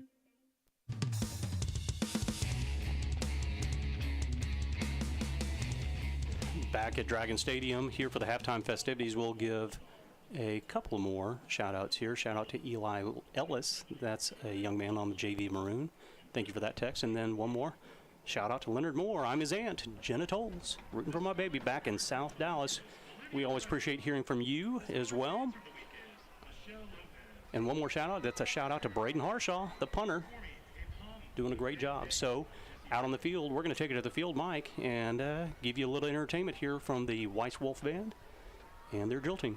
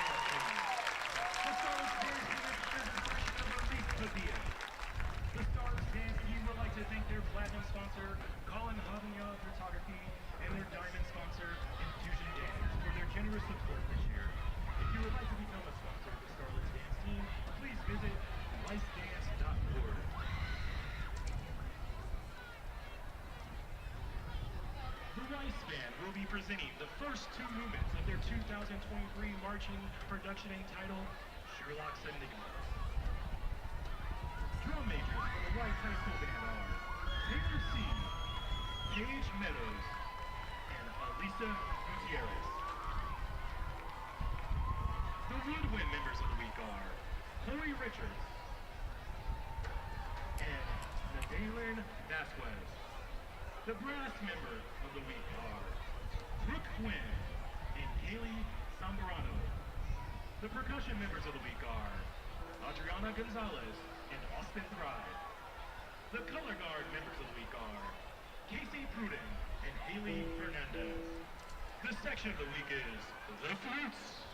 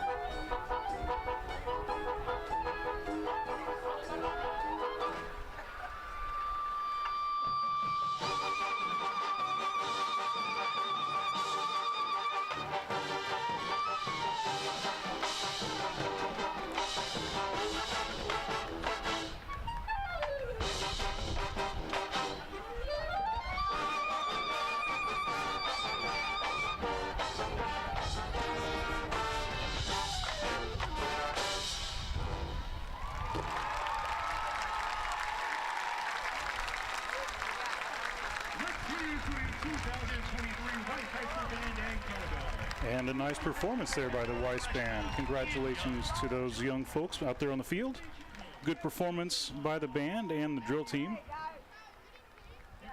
And here we're going to get to see the Dragonettes getting ready and the Round Rock Band to come out on the field.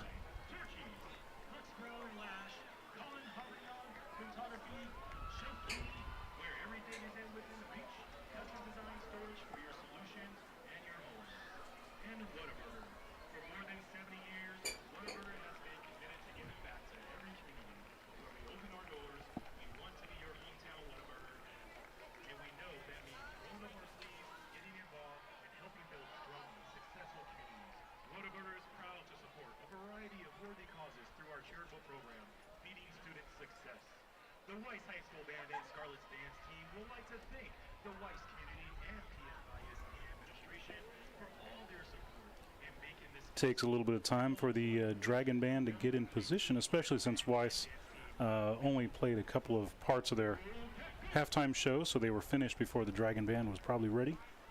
But you can see them getting lined up on the far side of the field. We've got a minute or two to kill.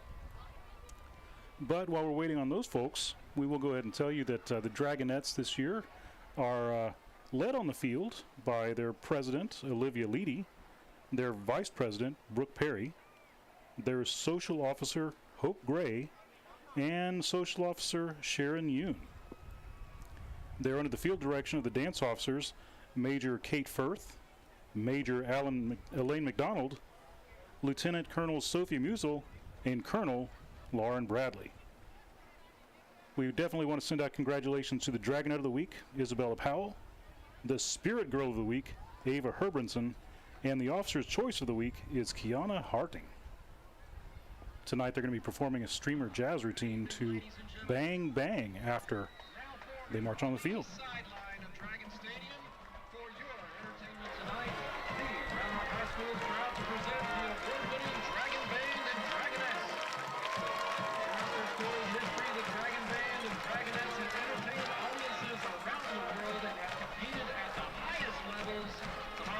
Programs, earning countless awards and victories. And now, celebrating another fabulous year of quality precision, we present the Round Rock High School Dragonettes. The Dragonettes are led on the field by President Olivia Leedy, Vice President Brooke Perry, Social Officer Hope Gray, and Social Officer Sharon Yoon.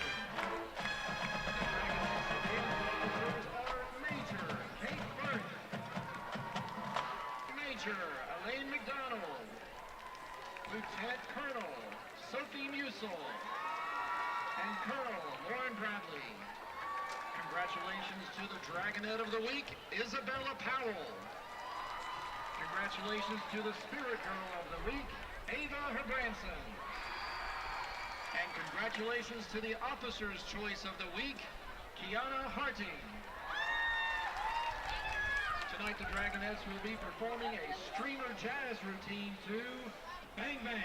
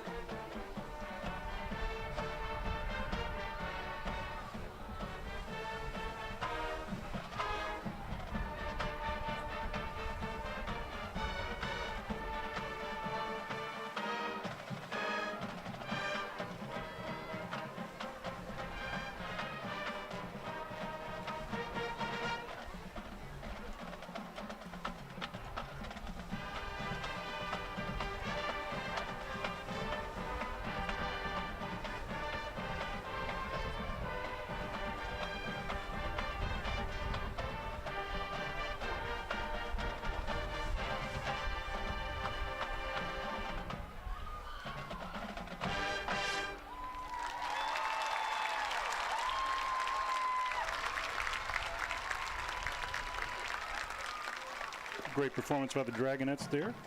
Do want to mention that the Dragonettes are under the direction of Tori Loper and Stasny Hayes, and they have managers Ava Herbranson and Fatima Hussein.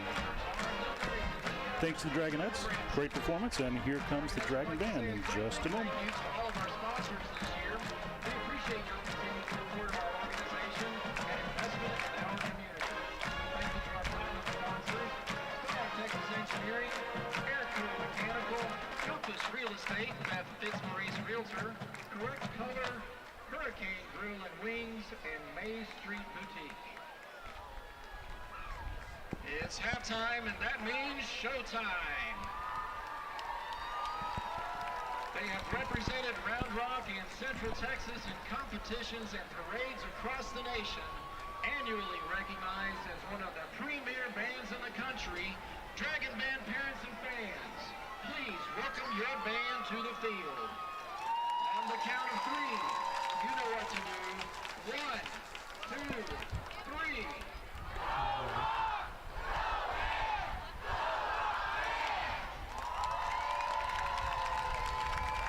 Varsity Band will be performing here this evening. The members of the week are Woodwind, Kang Kim, Brass, Sophia Abbas, Percussion, Eileen Du. Varsity marching members of the week are Woodwind, Kashesh Mishra, Brass, Connor Hall, Percussion, Terrence Smith, and Color Guard, Trishala Devarupala.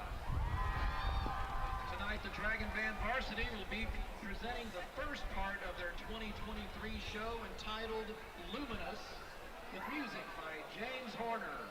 Ladies and gentlemen, your Round Rock High School Dragon Band.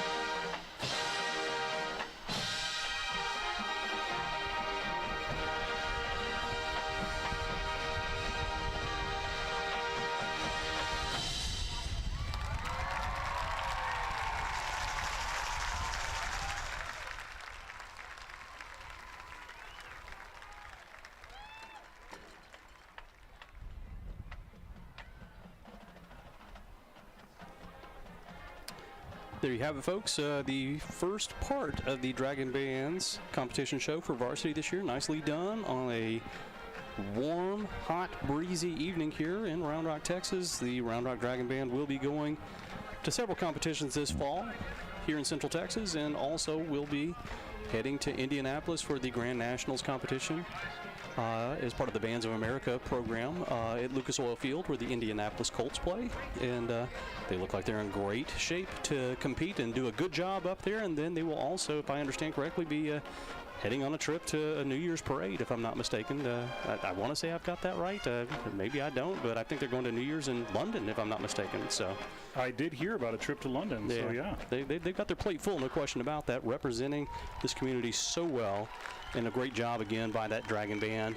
Always making Round Rock High School very proud. We did have one shout out that came right before the halftime. So a shout out to that's Ava Smitho this time. It's a future Dragon Band player. Well, we love that, and glad to hear from you on it. About 5 minutes here remaining. Here in the halftime, we do have some stats that we can run towards you, and then we're going to do a quick commercial break and then come back in the second half. Those stats here, and as you might well expect, heavily favor Weiss in this first half. They had 13 first downs, 20 rushes for 86 yards, averaging a little bit more than 4 yards per rush. Jax Brown, got to give him credit, 11 of 15 for 2 touchdowns and 175 yards. He pretty much had his way. They were 5 of 7 on third downs, 1 of 2 on fourth downs, and they had 3 sacks for 17 yards, 1 punt for 34 yards, 6 penalties for 35 yards. That's the one area that they're beating Round Rock in that I'm glad they are. They started off in their own field position at 31, had time of possession about 13:42. Round Rock with only 4 first downs, 22 rushes for 64 yards. Mason Cochran, 4 of 5. I take it back. He wasn't 4 of 5 because one of those was by Hayden Nath. But the passing game, 4 of 5 for 63 yards. 23 return yards, 2 fumbles, 1 lost to Weiss that was very costly. 0 for 4 on third down. Not indicative of a typical Round Rock team. We'll see if they pick it up here in the second half. 1 of 1 on fourth downs. They had 5 sacks for 30 yards. They had 3 punts for 32-yard average, 2 penalties for 15 yards. Average starting field position at their 28 and 10:18 on the time of possession. With about 4 minutes left here, we're going to take a quick commercial break again, get ready for the second half, and Round Rock will be receiving. This is Round Rock ISD football presented by Covert Ford. Are you looking for a little something extra to get your business noticed? At Ideal Signs, they specialize in custom signage and large format digital printing in a variety of media. Their in-house design department can work with you to create custom artwork to your specifications. They'll work with you to conceptualize, design, and produce any custom projects or idea that you might have. Call 512-930-7446 or visit signsforsports.com. Ideal Signs, family owned and operated since 1969. The Lodge Poker Club is a members-only card club offering a wide range of daily and tournament gameplay. In Round Rock, just off exit 251 on I-35, the Lodge now boasts the largest card room in Texas with 82 tables, comfortable chairs, and 40 75-inch TVs. The Lodge provides fully trained dealers and on-site security with state-of-the-art camera system to ensure the comfort and safety of our members. Open 24 hours a day. More information at thelodgepokerclub.com or call us at 512-614-4045. Visit Mays Street Boutique in Round Rock for all your shopping needs. Whether you're looking for a special gift or that perfect outfit that everyone will love, we have you covered. Come visit us in-store or shop us online at maysstreet.com. We appreciate your business and thank you for shopping local. RJAC Pressure Washing, Epoxy and Stain, veteran owned and operated, serving Central Texas. For the last 10 years, residential and commercial services available, here for all your decorative flooring needs. Call us at 512-593-8567. That's 512-593-8567.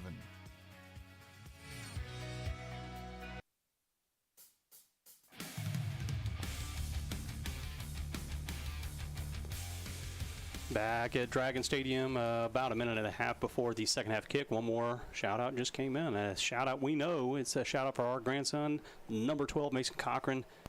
Go Mason, you're fantastic. Go Dragons, fight, win. That's from Grammy, Papa, Uncle Mark in Spring, Texas. Thank you so much. We hear you rooting from across the state of Texas, and hopefully all of you in Dragon Nation are rooting for us to pull out the miracle in the second half, and they definitely need to tighten up. Several of us in the press box just talking about the fact that Weiss just looks polished right now. I mean, on offense, those 3 series in a row, everything was going the way that Jax Brown wanted it to, hitting receivers in stride, a very simple scheme. And there were, some moments, and I think this is true, and I'm sure the coaches are trying to address it, but the defensive line for Round Rock was just not well positioned. They were missing some of their schemes, and they were out of position, and it was opening huge holes. And Weiss gets credit. I mean, they were taking advantage of that fully, and it definitely got them going there in that first half. We'll see if Round Rock can tighten some of those things up and get a little bit more, of a, flush process perhaps with the linebacking crew, collapsing in on the pocket a little bit more. We'll just have to see if they can make the adjustment. And again, the receivers, they were just catching anything that was thrown to them, and that's a credit to Brown. You've got to get some pressure on that guy and get him uncomfortable, and he was very comfortable in that first half. He was, and there were a few times the Dragons were able to put pressure on him. They got a couple of sacks on him, but by and large, he was able to, number one, have enough time to get the ball out, and number two, he was putting it on target. So even, your most basic wide receivers can catch the ball if it's on target all the time, but they made some great catches as well. Not to mention the least of which was that one-handed grab by number 9 was That is correct. Yeah. Anyway. Well, and I mean, to your point, and you're absolutely on the mark. They faced adversity a few times in that first half, and they dealt with it. They dealt with it and they overcame it, and that, honestly, in some ways, is kind of where the difference is right now. So we'll see if Round Rock can tighten up, play their kind and brand of ball, perhaps get a score here in the first series. If they can, it's a new ball game, and the kickoff is about to happen. We're glad you're here joining us again for the second half. Eli walk up with the kick duties. Kick is deep. It'll make its way to the end zone. First down, Round Rock at the 25-yard line. There was no question about that kick. He got a nice leg on him. Kicked it deep in the end zone.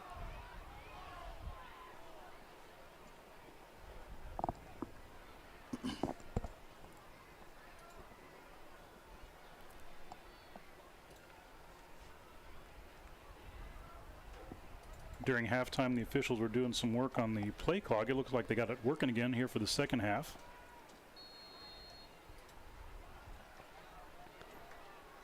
So, trip receivers to the right side. I formation. Hurley in the backfield. And Cochran keeping the ball, rolling out here to the right side, but not getting anywhere with it. Helmet popping off on the play, which will create a timeout. That came off of a Weiss player. That was number 7 for the Wolves. Tariq Monroe, he'll have to come out of the game for a play. No gain, 2nd and 10. On that play, it looked like Cochran wanted to get the ball out to Mark Haramuru, who just wasn't open. He was covered up, and Cochran was sort of committed at that point. He had to just sort of hold on to it and not take a big loss.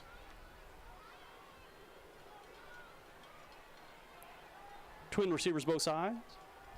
And now one receiver in motion to the left. Cochran handing the ball off to Hurley, coming up the left side. Good pursuit by Weiss, stringing it out and getting back to the line of scrimmage, and perhaps a yard or 2 or 3 at this point out to the 28-yard line. A good run by Reggie Hurley where there was nothing to doing, and it will be 3rd down and 7.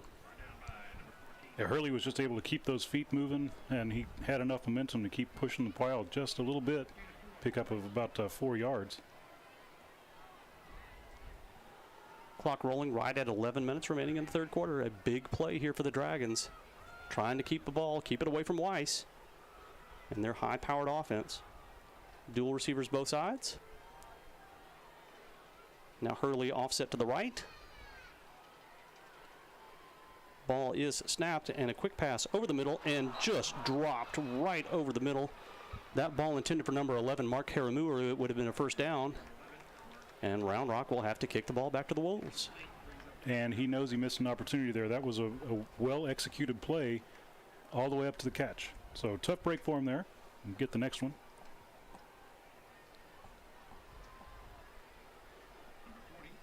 Yeah, you have to shake that off. I mean, you can't let that play affect you for another play the next time you have the ball. You just got to shake it off. It's a little bit of a bad break.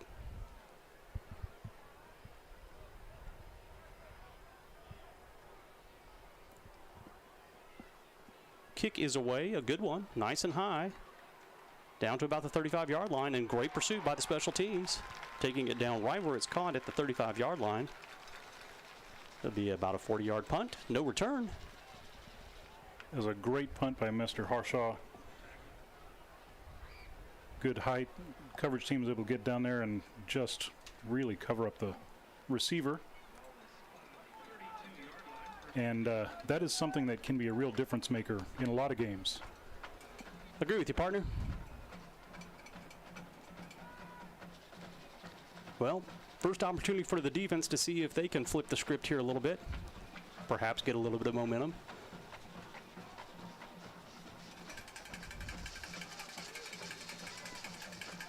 Play clock in motion. Jax Brown calls for the ball.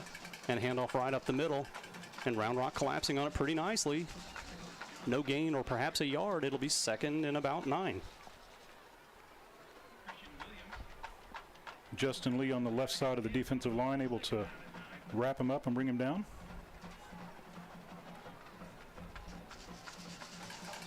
Same formation, twin receivers, both sides.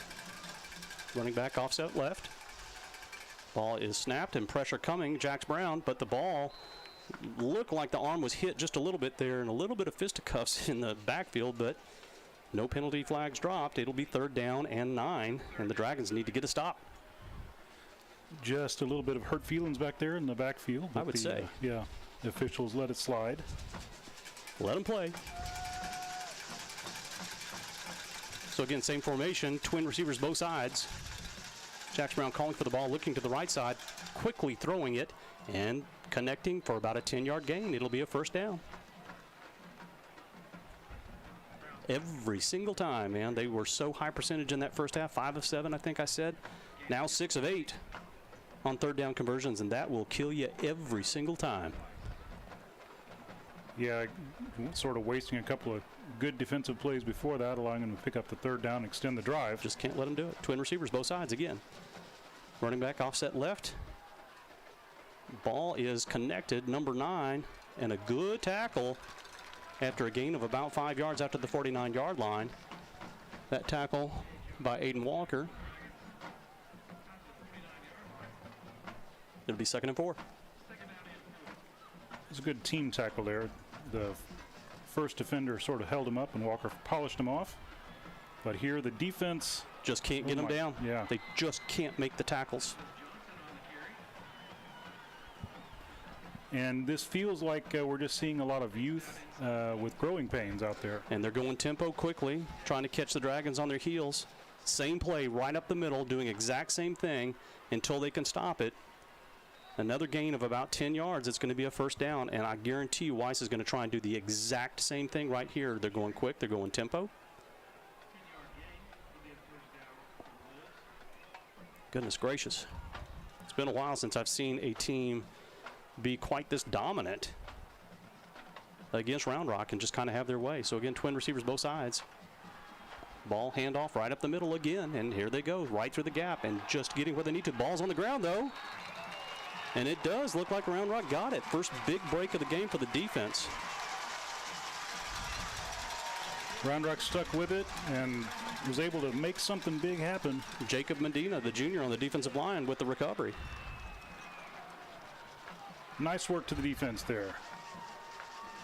Well, you got to do something now, Round Rock. I mean, Weiss got the turnover in the first half, and they scored with it. You've got to put points on the board. You just don't have any choice here. 8:33 remaining here in the 3rd quarter. You've got to get it down to 1 score right now.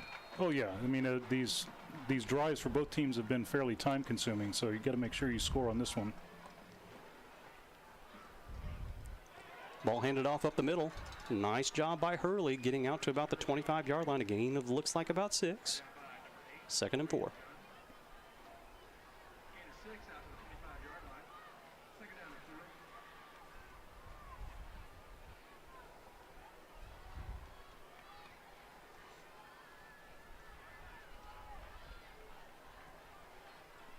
Trip receivers to the left side, 2 to the right. It's an empty backfield. Mason Cochran calling for the ball, and now throwing the ball deep, but throwing it far too deep.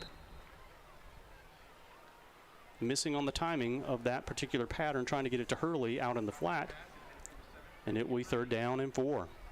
Well, to be fair, he had a lot of pressure in his face. He was looking to just get rid of it and wisely threw it far enough downfield that there was no one around. Yeah, good point. In that defensive line, again, the lines here, Weiss is winning the line game on both sides right now. They just are. And so a play that requires a little bit of time to execute is just not working in Round Rock's favor. Trying to go quick tempo right here. Ball snapped to Mason Cochran. Looking, running, rolling out to the right side and tripped up in the backfield. Nothing doing. It's a loss of about 3 on the play. It'll be 4th down. Round Rock has to punt the ball. That was Daley Bradfield for the defense, dragging him down from behind, just reaching out and hitting the shoelaces, but that was enough for Cochran to go down. Just does not have enough time to get done what he needs to get done. I know Round Rock's trying to go with some more quick hitters, but it is just not working out for him.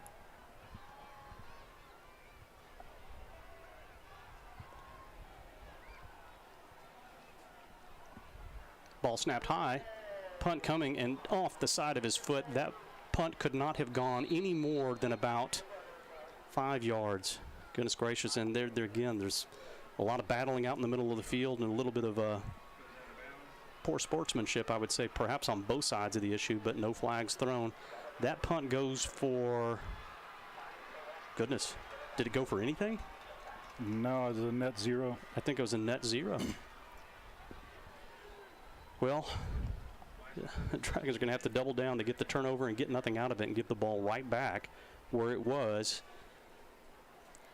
I mean, I wouldn't call it a silver lining necessarily, but, that was a defensive takeaway. They weren't able to capitalize on it. So it was basically a free series. They just, sort of missed an opportunity. No, I agree. They got to do something. I mean, they just really have got to have some positives coming here. 7-11 remaining here in the quarter.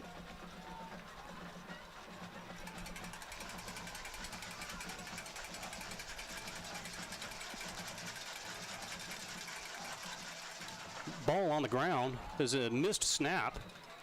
Round Rock says they have it again. Round Rock has it. My goodness gracious. Go figure that out. The ball never made it back to Jax Brown, and it was just rolling around on the ground. I really don't know what happened. I don't know if that was a little trickeration or what ended up happening, but the center did not get the ball executed one way or another. I think he caught it on his leg, just went to the ground. Round Rock gets it. Well, Round Rock, now you're in the plus territory on turnovers. That's usually a winning formula for football. Time to see if the offense can pull something together here. Another opportunity. So the ball at the 27. 1st and 10.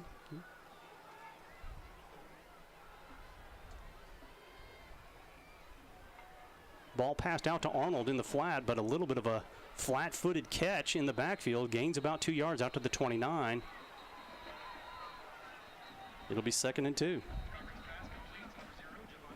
Again, it's getting really chippy out there. There's a lot of stuff going on that is not typical football, and the officials are going to have to get control of this, or it's going to get a little bit escalated here.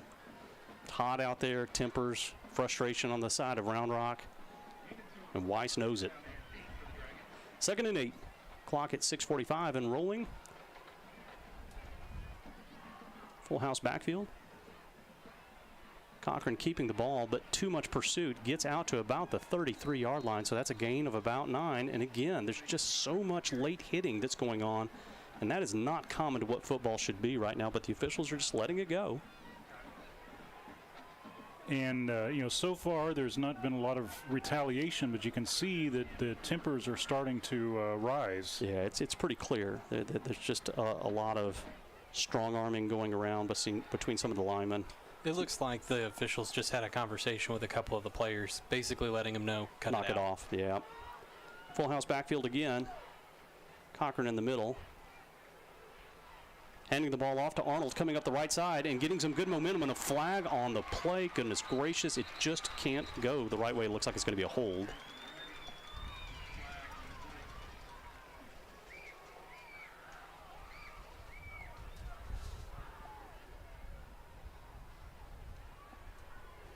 We'll see who it goes. I mean, again, Round Rock's moving back, so it has to be against Round Rock. It is a hold indeed. Marked at about the 38-yard line, so that'll march it back to the 28, which means it will be 3rd down and 9. Round Rock just not able to catch a break.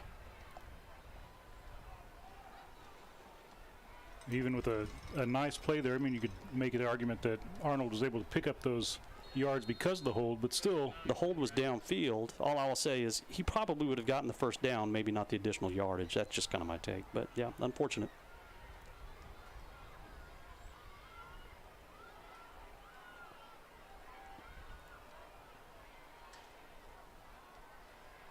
Garlington offset to the right side. Cochran calls for the ball, low snap. Looking up the left side, throws the ball down the middle and nicely caught and then dropped at the 40-yard line, incomplete. Should have been caught. That was number 3, Andrew Moyer, incomplete, and it will be 4th down again for the Dragons, and they'll have to punt the ball.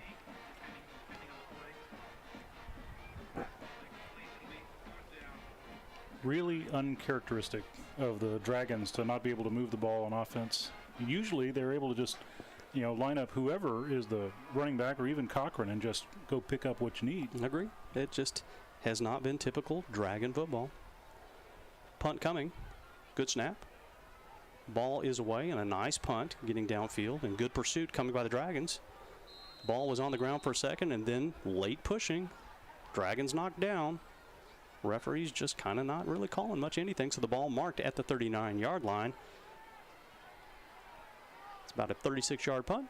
It will be 1st down for the Weiss Wolves. 5:16 remaining in the 3rd period.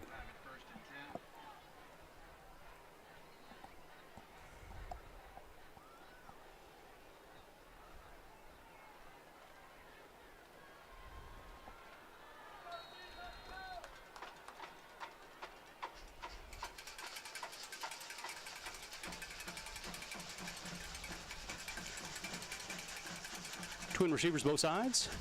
Ball on the left side hash. Brown handing the ball off, coming up the right side, seeing if they can get something. And a gain of about, looks like 5 yards out to the 44-yard line. It'll be 2nd down and 5.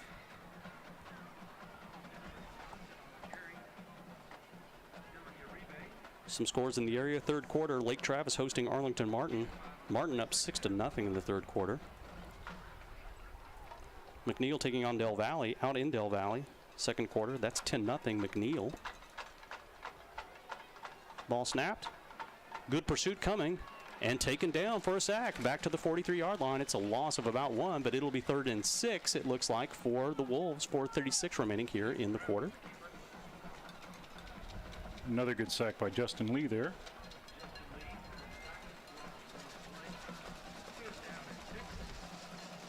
Weiss trying to go a little bit of tempo again. Twin receivers both sides. Brown looking up the right side for the quick pass. Gets flushed out of the pocket. Now throws a little bit deep, trying to get something. And up and over. And the catch is made by Weiss. My goodness gracious. That's number 1. Adrian Wilson, he was one of their better receivers last year. And they are just dominating on the sides and the corners. They're getting everything they want. And that was even with a defender in Brown's face. He took a hard shot after letting the ball go. But it was on target. Ball snapped from the 35-yard line and handed off up the middle. Trying to do that bread and butter and getting about 7 yards on that first snap out to the 33-yard line. It'll be 2nd and 3. Really athletic plays going on here. I mean, make no mistake about it. You're watching, on our broadcast here, but these receivers for Weiss are the real deal. I mean, they are playing solid ball. This is a much better team than I anticipated. I agree. I mean, this team did go to the playoffs last year, but still, it's they're definitely giving more than I expected. Agree. Oh, and goodness gracious, that's just a lack of smart play by Round Rock right there on the late hit. 2 flags on the play. There's a hold in the backfield, but then it's going to be offset by a late hit by Round Rock hitting Jax Brown a little bit late, so it's offsets, and you could have had a 10-yard mark off here, and Round Rock needs those kinds of things, and now they give them an opportunity to replay the down. You just cannot do that. Big mistake. I'm sure the coaches will reinforce that point strenuously. It's going to be, even if Round Rock is able to miraculously pull this thing back off and get back into this game, and they can. I've seen stranger things happen, but they would have to have a lot of breaks go their way. There is a lot to be worked on, no question about it. At halftime down in the Houston area, Westlake up 21-0 over Fort Fort Ridge Point Panthers, excuse me for that. Halftime over in Cedar Park, it's 15-0 Cedar Park over Cedar Ridge.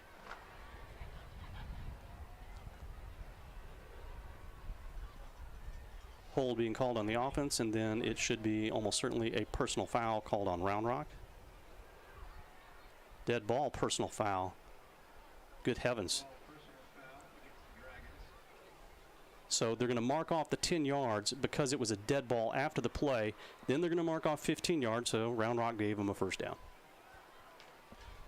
And a five-yard net, you just cannot make those mistakes.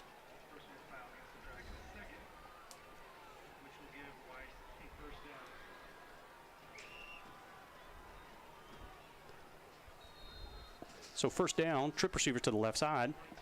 Jax Brown looking to the left side, slot receiver thrown to number 9 up the middle, and here he goes, folks, right down the middle to the 10, to the 9, all the way into the end zone. It's a Weiss touchdown again. Number 9, Jacques Spradley-Demps. It's an amazing individual effort there by Spradley-Demps. He had a little bit of room to make the catch, but the rest was all individual effort, weaving through the rest of the defense. Now, the Dragons did not do a great job of collapsing in on the ball. They had some bad angles and weren't able to get him. Look a little tired, I'm going to be honest with you. That's the way it felt to me, sure. Looking on that play. The defense has been out on the field and a lot. And I know I've seen a couple of guys come over to the sideline for to stretch out. You know, we got guys on both sides, both teams dealing with cramps for sure. Well, at this point now, Round Rock has to be, down 20, perhaps about to be down 21 here in a moment. This is a pride issue at this point. It's like, how much resolve and toughness do you have? We talked about that with Coach Moore, and this team does have that kind of an attitude and kind of a character. They're going to have to dig deep because, again, they're in a hole here, and this is not the way they wanted to start their season. Ball's down, kick is up. A little bit of a sidewinder, but nicely through. 3:14 remaining here in the quarter. Your score 28-7, Weiss leading. This is a matter of who are you? How hard are you going to dig deep here? Again, you're playing a really, really good team. Everybody knows that now at this point. So you got to reset your mindset. You've worked all summer for this. What are you going to be? What are you going to do? Yeah, absolutely. See what they're made of and what their resolve is. And, I'm sure they're going to fight all the way to the end. They might get a few breaks and potentially make it close. But at this point, it's a little bit in doubt, so it's a lot about character.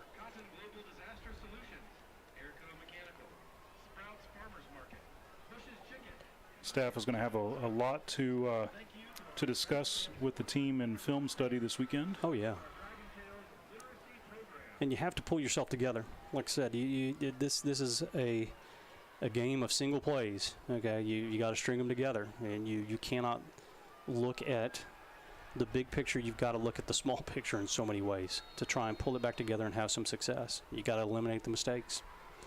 And believe me, next week they got their hands full with Reagan coming in here from San Antonio. Kickoff is away, deep down to about the 2-yard line. Taken by Arnold, it looks like, and a flag thrown by the referee.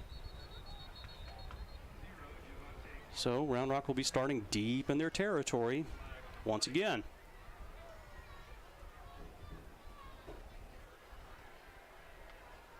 Yeah, it was definitely thrown in the area that should indicate holding.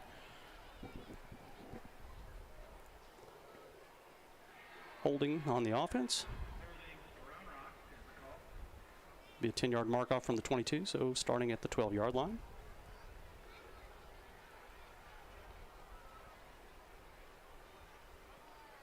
We'll scratch that, marked off from the 19-yard line, so they will be starting just inside the 10-yard line.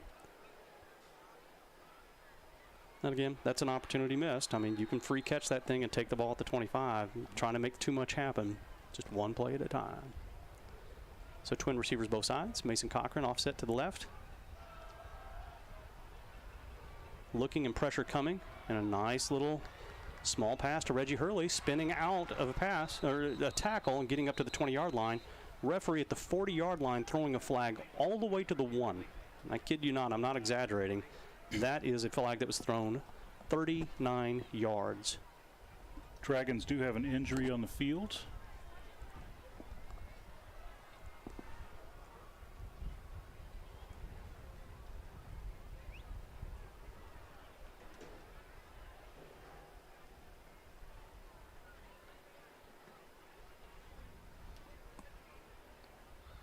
That was a really mighty toss by that official.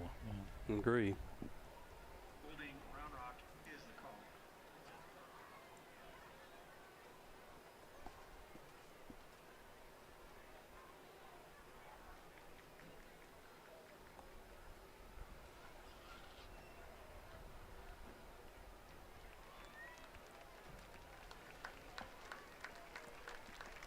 Is up on his feet? Yep. Injured player was Hayden Nath. He's doing fine. He's up on his feet, just walking off, got a little bit dinged up. So penalty flag thrown.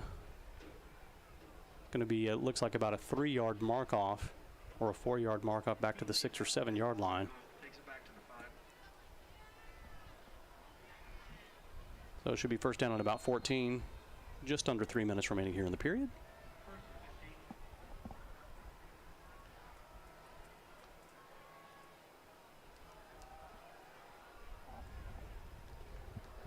I formation. Cochran keeping the ball. No, handing the ball off, and it goes to Hurley up here on the right side, and he's up the sidelines, folks, and he's off to the races. Goodness gracious, it's going to be a 96-yard touchdown, it looks like, and it is Reggie Hurley. Big play, and there's a flag on the 9-yard line. Good gosh, this game could not go this way any more than it has, and I don't think that that penalty flag is in a position that would have had any impact on this play. It just is the most bizarre opening game I've ever seen at Round Rock. It is a hold. Without question. And it's coming back. Oh, my goodness. Unfortunately, we don't have a replay, I don't believe, that we can look at on this. We can see if we can cue it up. It looks like that penalty flag was on the right side. We'll try not to miss any of the action here, folks. But I'm going to see if we can try to pick off where that flag came in.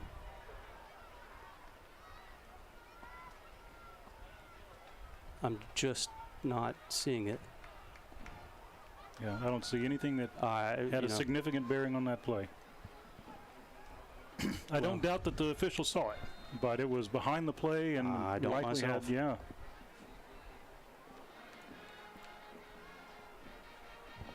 Just a first down and awful 16 break, now. yeah. Just Round Rock cannot. They're snake bit right now, and so we'll see what comes of it.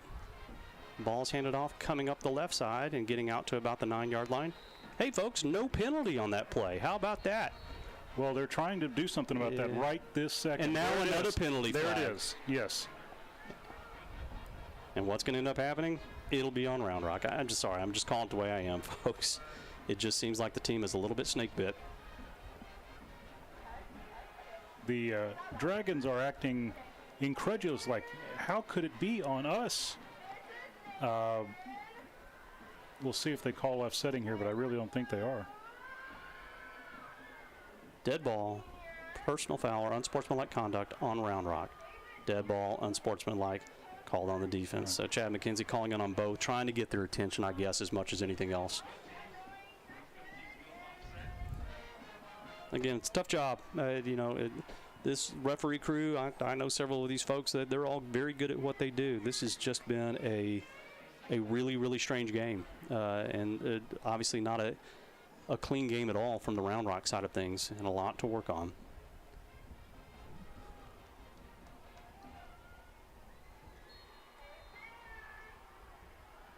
Twin receivers left side, one to the right, now one in motion coming back to the right side. Ball is handed off, coming up the middle and trying to squirt through for some yards, getting out to about the 17, 18-yard line. And again, I take that back. I say 17, 18, it was the 12 or the 13. Had my mark incorrect. And it's just chippy. It just won't stop. These players are absolutely after each other. It's not a good look for either team, unfortunately.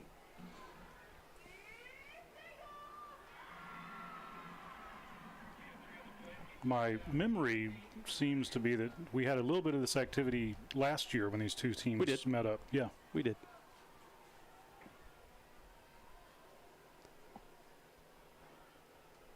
Full house backfield. Ball snapped to Cochran, looking, throwing deep. Hayden Nath covered up and absolutely hand-checking, and nothing called by the back judge. I am really dumbfounded why there was not. I can't understand it either. An interference call on that. The defender did not look back to the ball, was absolutely contacting the receiver. Can't be done. And another flag should be thrown on this Weiss defender who basically just gestured to the sidelines for Round Rock in a way that I find incredibly unsportsmanlike. Not a great look.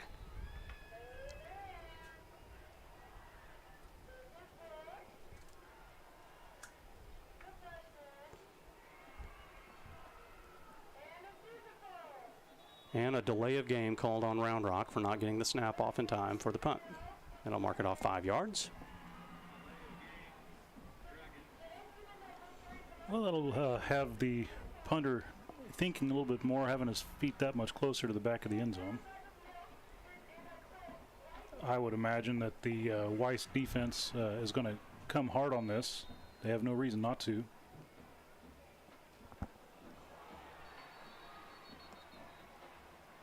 It went over his head. It went out of the back of the end zone for a safety. That's amazing. That is unbelievable. I would tell you tonight, I think it's quite believable. So your new score, 1:16 remaining here in the third period, is Weiss 30, Round Rock 7.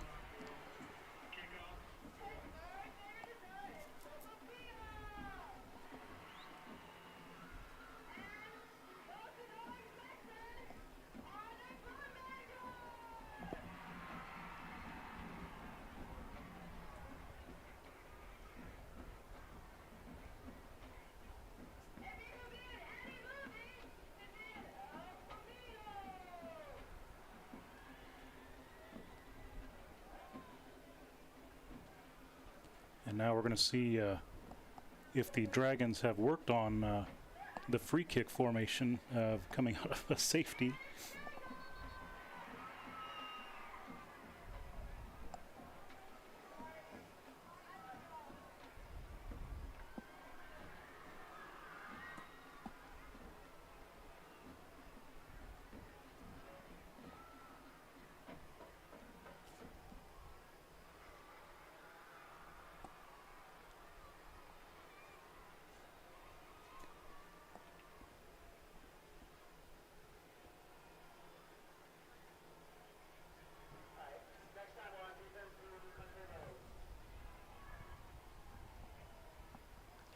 Looks like Gibson Granger Jr. is going to be performing the kick here. Round Rock kickoff from their own 20. Gibson Granger kicking it off.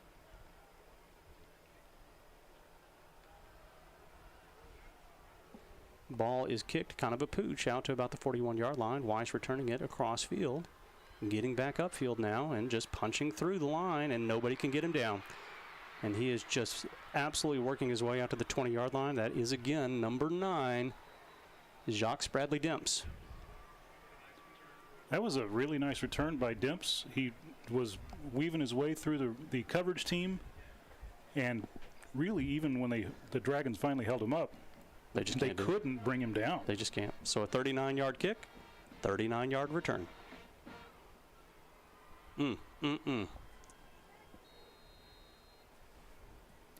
So the floodgates are opening right now for the Dragons. Yeah, at this point. And now it's like it becomes a question of this game is so in hand for Weiss. They'll probably score right here, but then you've got to think that in the fourth quarter they're probably going to put in their backups, and they should at this point because it's been chippy and this thing doesn't need to get any more out of hand than it has been.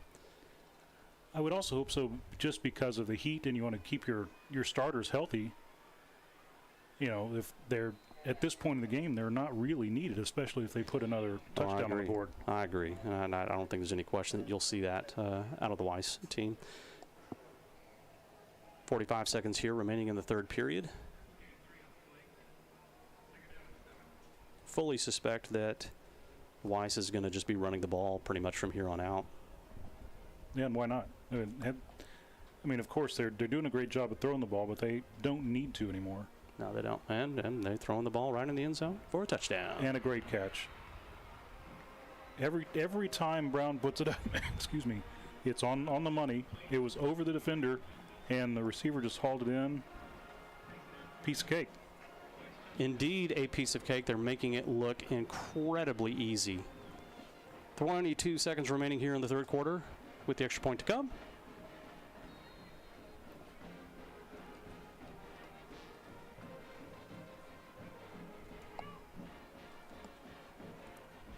Good snap, ball down. Kick is up and through. Your new score, 22 seconds remaining. Weiss 37, Round Rock 7.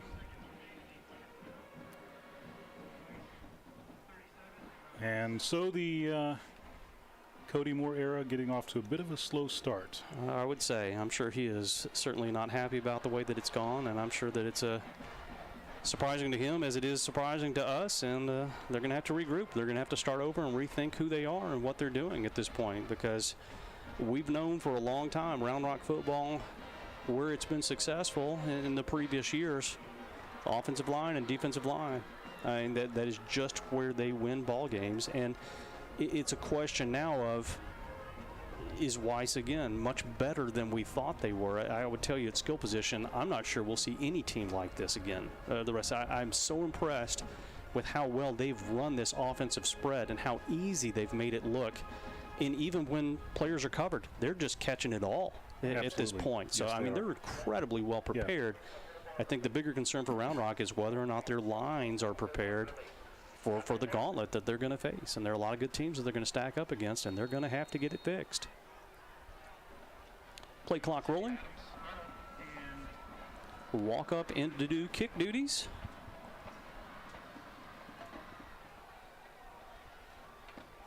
Ball is kicked into the end zone. It will be a touchback. Round Rock first down.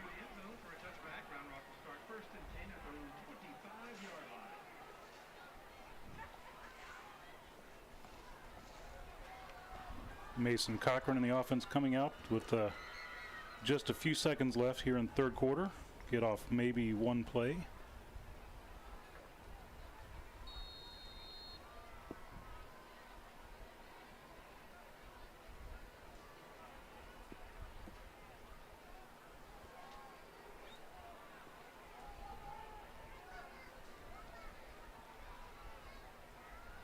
Play clock down to 7 seconds. I formation. Ball is snapped. Kept by Cochran. Pressure in the backfield. Taken down for a 4-yard loss. Chad Otutu on the tackle again. 10 seconds remaining here in the quarter. And that'll take us to the end of the third quarter. We're going to take a break along with the team here and bring you back for the fourth quarter. This is Round Rock ISD football presented by Covert Ford. I've always wanted an EV, but until I saw the sleek Ford Mach-E, I didn't know just how exhilarating it could be to drive one.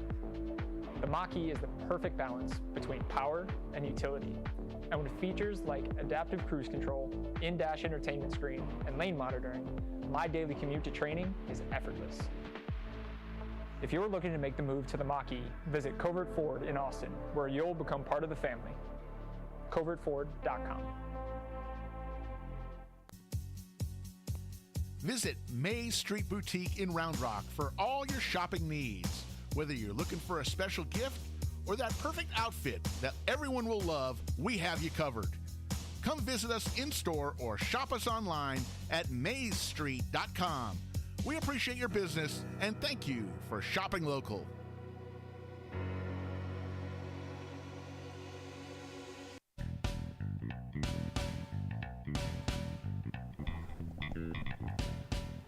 Back at Dragon Stadium to close out this first game of the season. It will be second down here and 13 to go from the 22-yard line.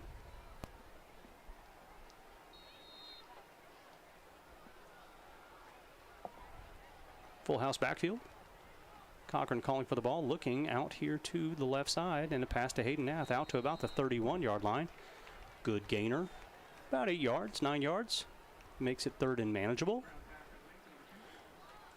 A little wiggle from Nath there to evade the tackler and pick up a couple of extra yards after the catch. Pass complete to number 2, Hayden Knapp. Takes it out to the 31-yard line. 3rd and 4. All we need is 4 touchdowns and 4 two-point conversions, brother. We got this. Ever the optimist, sir. You got to be. Handoff coming up the left side. I take it back. I say Javante Arnold. That is absolutely Reggie Hurley rolling out to about the 43-yard line. It'll be first down for the Dragons. 40-yard line for the Dragons. First down.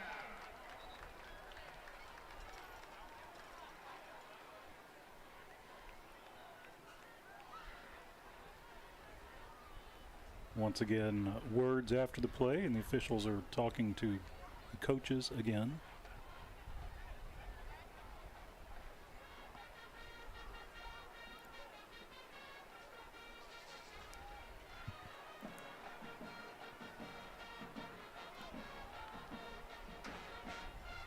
Cochran rolling out to the right side, getting great pressure and just can't do anything with it. Covers up the ball and gets taken down at the 31-yard line. There's a flag deep in the backfield of the defensive backfield at about the defensive hold, line. you would think. Oh, you never can tell these days. Illegal substitution on the defense. Sorry about talking over you there, buddy. That's all right. Wouldn't be the first time.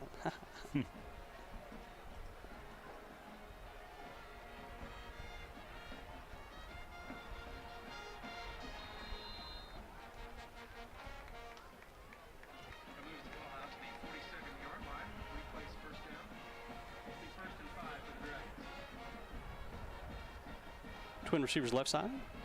Hurley offset to the right. Cochran, I don't know what that play was. I don't know if he was supposed to hand it off or not, but the zone read didn't work out. Taken back for a 5-yard loss back to the original line of scrimmage. It'll be 2nd down and 10.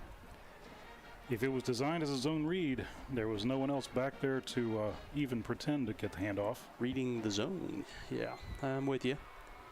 10 minutes remaining here in the ball game.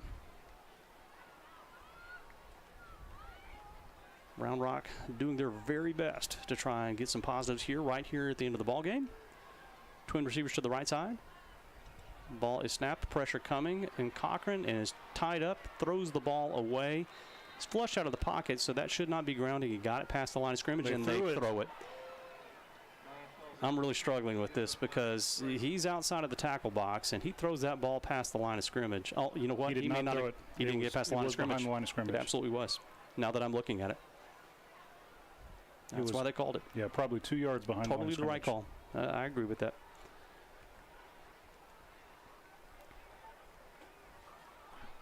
And I think it's fair to say the wheels have officially come off the wagon. Oh, they came off in the 3rd quarter. Just, I don't know what to say. I mean, it has been a thoroughly dominating performance. They're waving it off. Well, I would love to hear an explanation for that. Yeah, I agree. I mean, looking at it again, I mean that absolutely was worth calling, unless they said somebody was over in the area. Perhaps maybe there was a receiver somewhat in the area. I have no idea. This is why I'm not a football official, folks. We can trust that to the professionals down on the field. They know how to call this thing.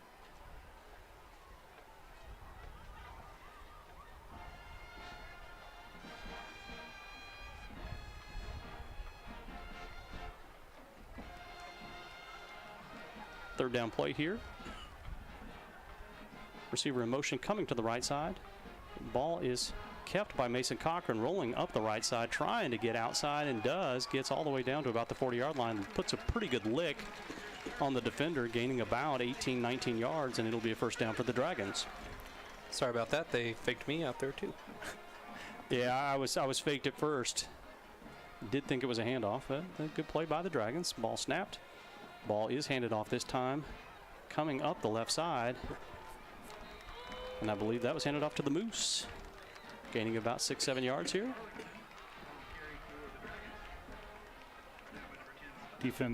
Dragons have a little bit more urgency right now. Going definitely high tempo. Again, ball handed off to Moose, coming up the left side, out to about the 31-yard line, a first down. And again, some late after play stuff happening. And now there's flags over on the far side. Definitely dead ball. We'll see what that's all about. 2 flags. But again, just a lot of late hitting. There's a lot to be learned here about sportsman conduct going all around on both sides of this field right now about how you conduct yourself in a game. Whether you're up a lot, whether you're down a lot, you've got to pull yourself together. Well, there at the end of the play, Cochran took a shot and potentially a little bit late. He was trying to talk to the official about it. They didn't throw a flag on that. Dead ball, personal foul called on Round Rock. Dead ball. Yep. Wow. Just against Round Rock. It's just the way the game has gone. And you know, I've seen this too many times in my years of watching football. Round Rock may not, and probably was not, based on what I've been seeing on this field, was probably not the one that initiated the issue, but retaliated. Yeah. And you retaliate, you get caught, you get the penalty. You got to be smart in the way that you play. Again, you got to control your emotions. It's hard to do. The game has not gone well for Round Rock at all, but you've got to keep your head about you, and that's a loss of an opportunity. Round Rock driving very nicely right there, picks up a first down, and then it gets moved back 15 yards. It is still a first down because it was a dead ball, so it's 1st and 10, but still, you just can't do those kinds of things because you're costing yourself field position trying to get some scores and positive momentum. First down, receiver in motion to the right side. Cochran rolling out to the right side, looking up the left side, seeing if he can find something, and the ball should, frankly, have been intercepted. Yeah, it was in his hands. That was number 18, Gary Alexander. You know, you were talking about retaliation, and that's true. That's at every level of football. If you are the retaliator, that you're almost always the one that the official sees. Mm-hmm. You know, and tonight the Dragons, you know, there's been a little chippiness, as you said, both sides, but the Dragons are getting caught because they're retaliating. Play clock at 10 seconds. Round Rock getting up to the line of scrimmage right here. Hopefully not going to end up with a delay of game. 5 seconds and 4, 3, 2, 1. Ball snap. And it is a handoff coming up the middle. Reggie Hurley getting a nice gainer out to about the 39-yard line. The Dragons' offensive line did open a nice hole there for Hurley, but it closed pretty quickly. I was surprised he was able to get that many yards out of it. Player injury for Weiss here. 8:35 remaining.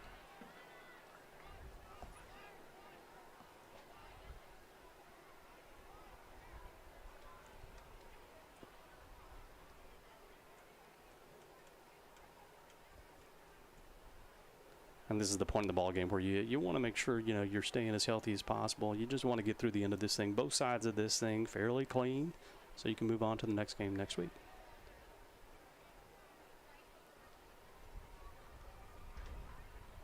Yeah, of course, you know, we talked earlier about potentially Weiss taking out some of their starters. They have not.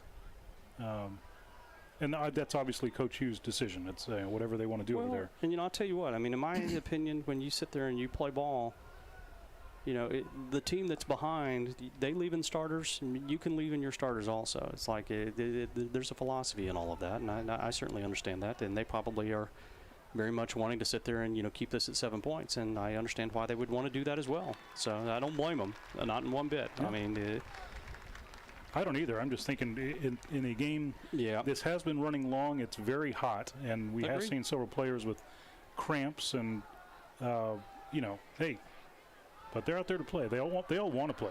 I can guarantee they all want to be out there. Indeed, partner. Clock rolling again, just at about 8:30 remaining here in the ball game. Big third down for Round Rock. See if they can get a score here in the fourth quarter. Twin receivers to the left side.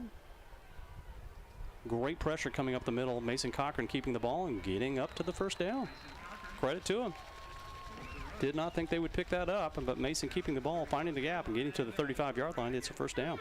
And there was really good vision by Cochran to find the hole there. He ran right into the teeth of 3 tacklers, 3 defenders, but he was able to evade just long enough to get the first down. Twin receivers right side. And gets him to jump offside, something they've not been able to do so far this game. A few scores in the area updates. Eastview taking on Westwood. They're up 20-13 in the fourth quarter.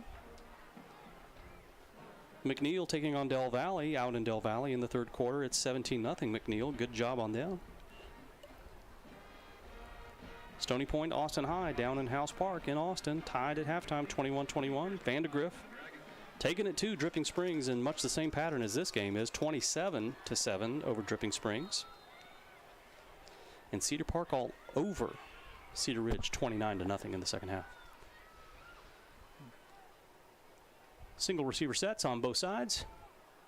Mason Cochran sidearming the ball out on the right side, getting about 5 yards on the play. That ball complete to 21. Joaquin Maldonado. Flags all over the place. Why not? Gain of 4 on the play.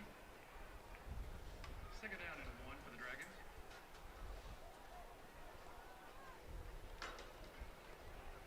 We'll see what the officials have to say. Dead ball.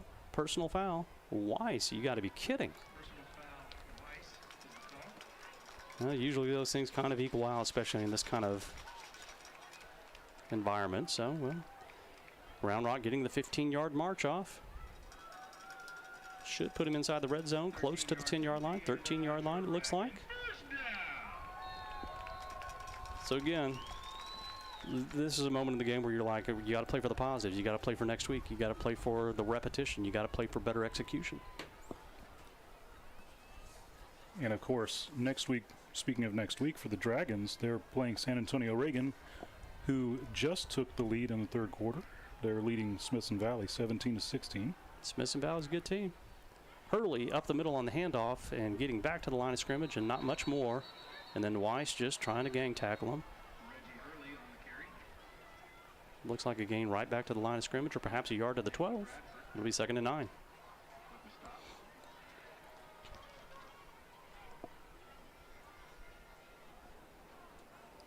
You know, Mason Cochran committed to the fake there, and it looks like he took a pretty hard hit there. He's a little slow to get up, but he looks like he's all right now. Well, Mason's about as tough a kid as I've ever seen play football at Round Rock. He plays hard-nosed. 2nd and 10, they'll call it, just a gain back to the line of scrimmage. Good heavens. False start on half of the offense. It was, folks. If you couldn't pick it up on the video, at least 4 players did not get the snap count correct, so it'll be a 5-yard march off against Round Rock. 6:27 remaining in the ball game. When you see that many offensive linemen move, a lot of times it's the sender that didn't get the snap count. I'm with you, partner.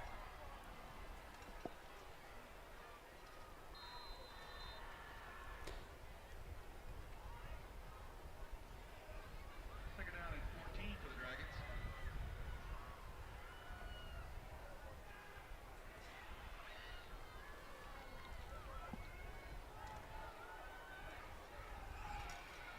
Twin receivers left side and single receiver right. Reggie Hurley out to the right side, trying to find a slot, trying to find a hole, running back here to the left side, not getting anywhere and taken well into the backfield. Back at the 29-yard line, that'll be a loss of about 12 yards. Cochran was taking advantage of an opportunity there to lay a block on a defender. Back to the 28-yard line.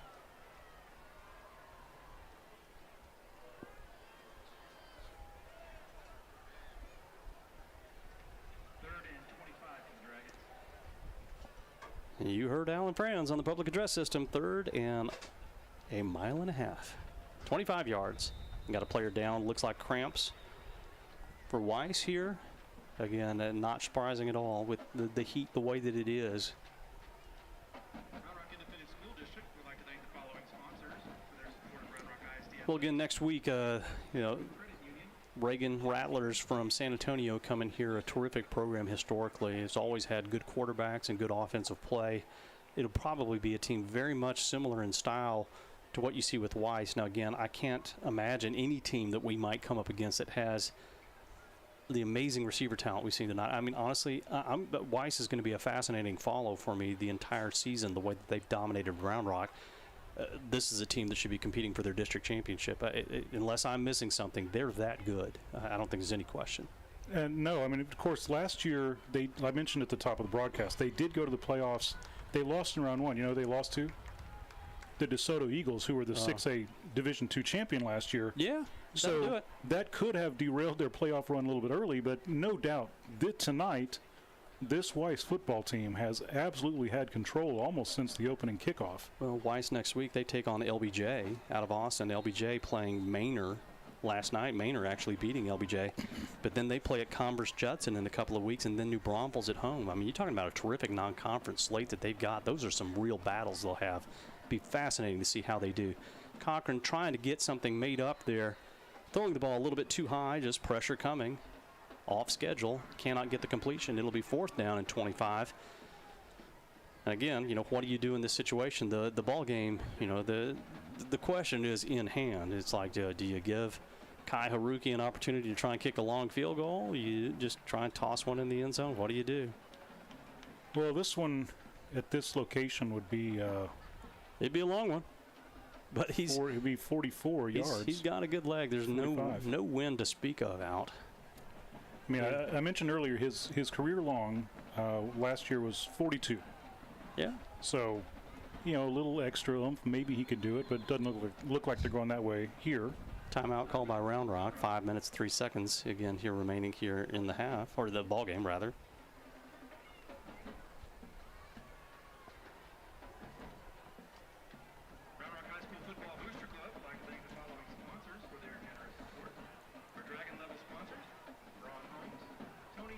Well, despite the outcome, a terrific night of spirit and football here in the Round Rock community. It was a super crowd here. I mean, as hot as it was, I really was not expecting this many people to show up, and they did. They showed out quite well, and most are still here on both sides. Yeah, I mean, there's no question that there is absolutely a huge contingent of people here still on the Round Rock side. So it's a testament to their commitment to this community and to this program, and I love seeing that.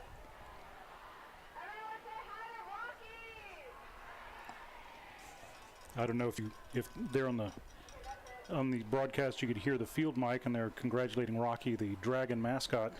I want to give a shout out to that young person in that mascot outfit. It's got to be 140 degrees inside there, and I've seen them do cartwheels on the sideline. That is unbelievable. 4th down play here by Mason Cochran, trying to see if they can get something here, throwing the ball as deep as he can, and nothing doing, just throwing a little bit short. And would have been short even if it had been caught. It'll be a turnover on downs to the Weiss Wolves. They'll take over with 4:58 remaining.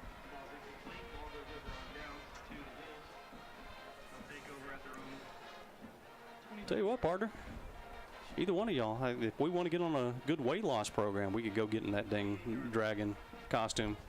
Drop 10 pounds a night. My goodness. That's, yeah, it's like the worst you can ever imagine.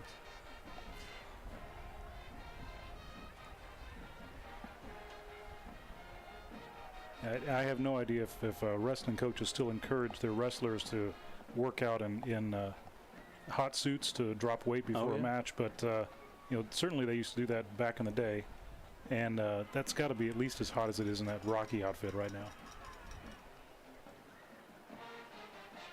Spread formation, new quarterback in the ball game. That's number 12,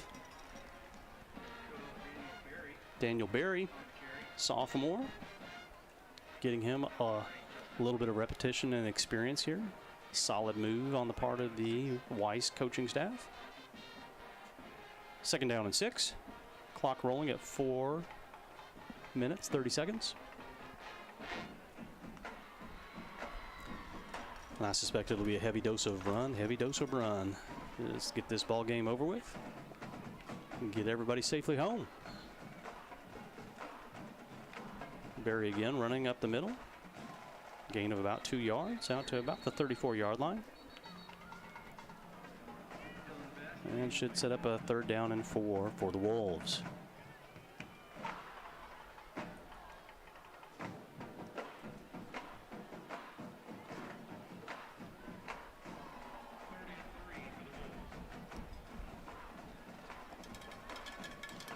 Berry ran over to the sideline to get the play from the coaches. About 15 seconds on the play clock, so still plenty of time for them to get the snap off. 3:40 remaining in the ball game.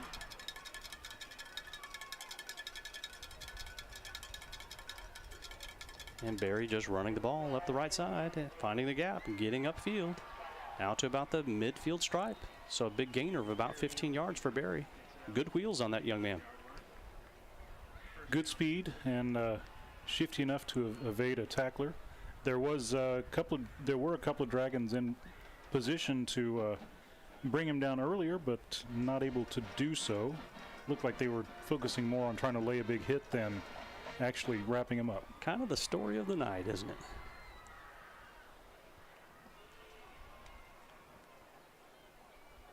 Ball handed off, coming up the middle, and a good gainer on first down by Weiss, getting out to about the 44-yard line, a gain of about 6-7.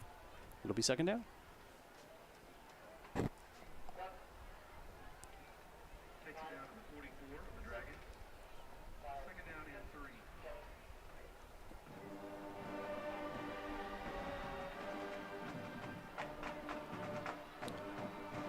To Weiss's credit, they're stretching this clock every bit as far as they can. I don't think they have any intention of scoring here. You never can tell. Ball kept by Barry, coming up there as he kind of slips in the backfield and is called down back at the 48-yard line. I really, the official was right there on the spot to mark him down. To me, it looked like he kept his feet under him. Maybe he got an elbow down. I didn't notice it. Exactly 2 minutes remaining.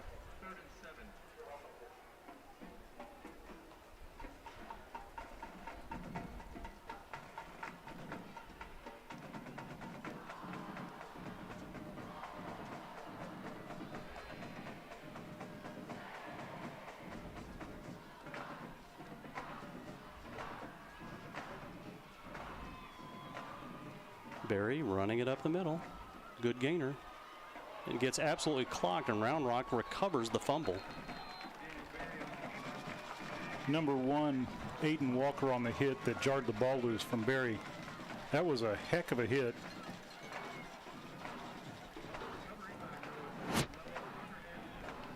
Bringing up a replay for you of the play. So the turnover occurs with 1:29 remaining in the ball game.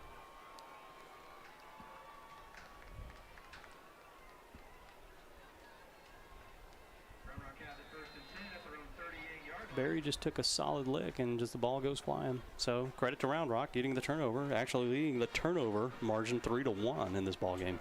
Who would have figured? Yeah, it's as you mentioned earlier, normally that is a recipe for success. Strange game. Ball handed off, coming up the right side, and a big gainer for Round Rock.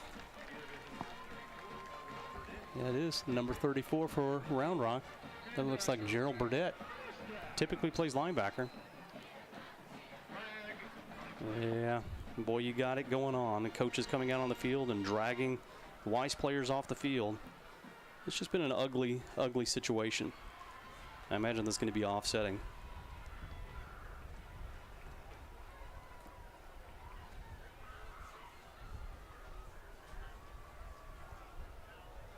With coaches coming on the field the way they did, I'm not going to be surprised if there's some ejections here, which is just not good. Well, and you hate to see it this late in the game. You talked before about control and avoiding silly penalties. Yeah, this is just a bad showing, no question about it. So dead ball, unsportsmanlike conduct called on Weiss, and just Weiss. Well.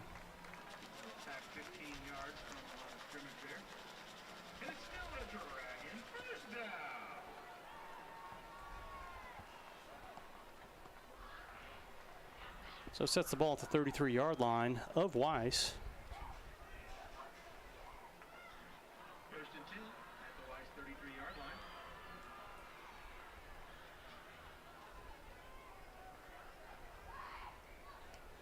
Officials over on the Weiss sideline, sorting things out with the coaching staff, explaining what happened. And the clock rolls.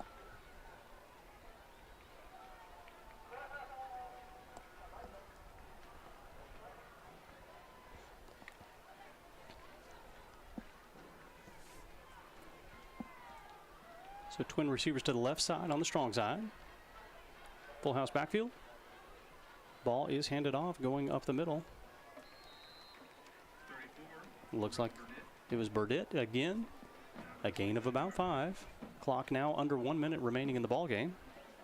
Round Rock trying to do something here. Seeing if they can get some points on the board, perhaps. Going tempo. Cochran. Looking, rolling, pursuit. Takes him down. It's been the story of the night. Just cannot get anywhere. Has no room to do anything. And unless they choose to try to run a play, that's going to do it. And we shall see. They don't have to run a play. They really don't. But I think that, again, they're trying and looking for anything positive that they can get at this point. So 17 seconds, clock rolling. It is 3rd down, 6 yards. Ball's handed off. Burdett getting up the middle, but short of the line to gain for the first down. 7, 6 seconds, 5. And the Weiss football players excited, dousing their coach with a Gatorade bath. And there it is. You have the ball game. A shocker at Dragon Stadium with the Weiss Wolves winning it 37-7 over Round Rock. Kmart, I mean, we've talked about it plenty, but I mean, you know, any thoughts as we close this thing out on where it goes for the next game? Well, I mean, the coaching staff needs to sit down with the team this weekend and put together, number one, go over what went wrong tonight and try to get out there and get on the practice field early and set some things straight, work on some fundamentals so they can try to just have a better showing next week. At this point, it's about incremental improvement.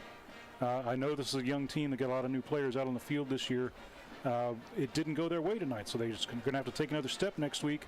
And when San Antonio Reagan comes in, they just have to be ready and go take another stab at it. Yeah, no, I agree with you. And I mean, it's really about going 1-0. It's back in that Tom Herman theory. So you got to win each week. They didn't win this week, but you can't turn this loss and this disappointment into another loss the next week because San Antonio Reagan's a terrific team. Cedar Park was having their complete way with Cedar Ridge. So that's 2 weeks out. So you've got 2 games right in front of you out of district that you have got to get a better game plan together. And I know Cody Moore knows that, and all the offensive and defensive staff knows that they have a ton of work to do to get this right. Get it right, get the win next week, and then you can kind of reset yourself and say, all right, we've got some things figured out and move on. But also, like you said, this is, yes, it's disappointing to lose and to lose like this, very lopsided, unexpected. But one thing that they can definitely take into next week is hammer home, this is a non-district game. It is. And it does not derail anything about their goals for the year. They just have to go out and improve next week. Well, it's definitely a wake-up call that says that you've got to do more and you've got to get better, and everybody knows it, and the coaches and the players will certainly be committed to bringing us a better outcome next week. Folks, we certainly do appreciate you joining us here on the iHSFAN Network, and we're glad to bring these games to you. And we will be here again next week on Friday. Same time, same location on Friday, 7 o'clock kickoff. We'll do our pregame around 6:40. Again, thank you for joining us here for Round Rock ISD football presented by Covert Ford. Once again, your final score here from Dragon Stadium. The Weiss Wolves 37, Round Rock 7. So long from Round Rock, Texas. You are listening to the Horn Webcast Network, powered by iHSFAN. If you're interested in advertising on or privately supporting this webcast, please reach out to us on Twitter at iHSFAN. All audio rights of this webcast presentation belong to iHSFAN, and any intent to rebroadcast or retransmit must have express written consent from iHSFAN.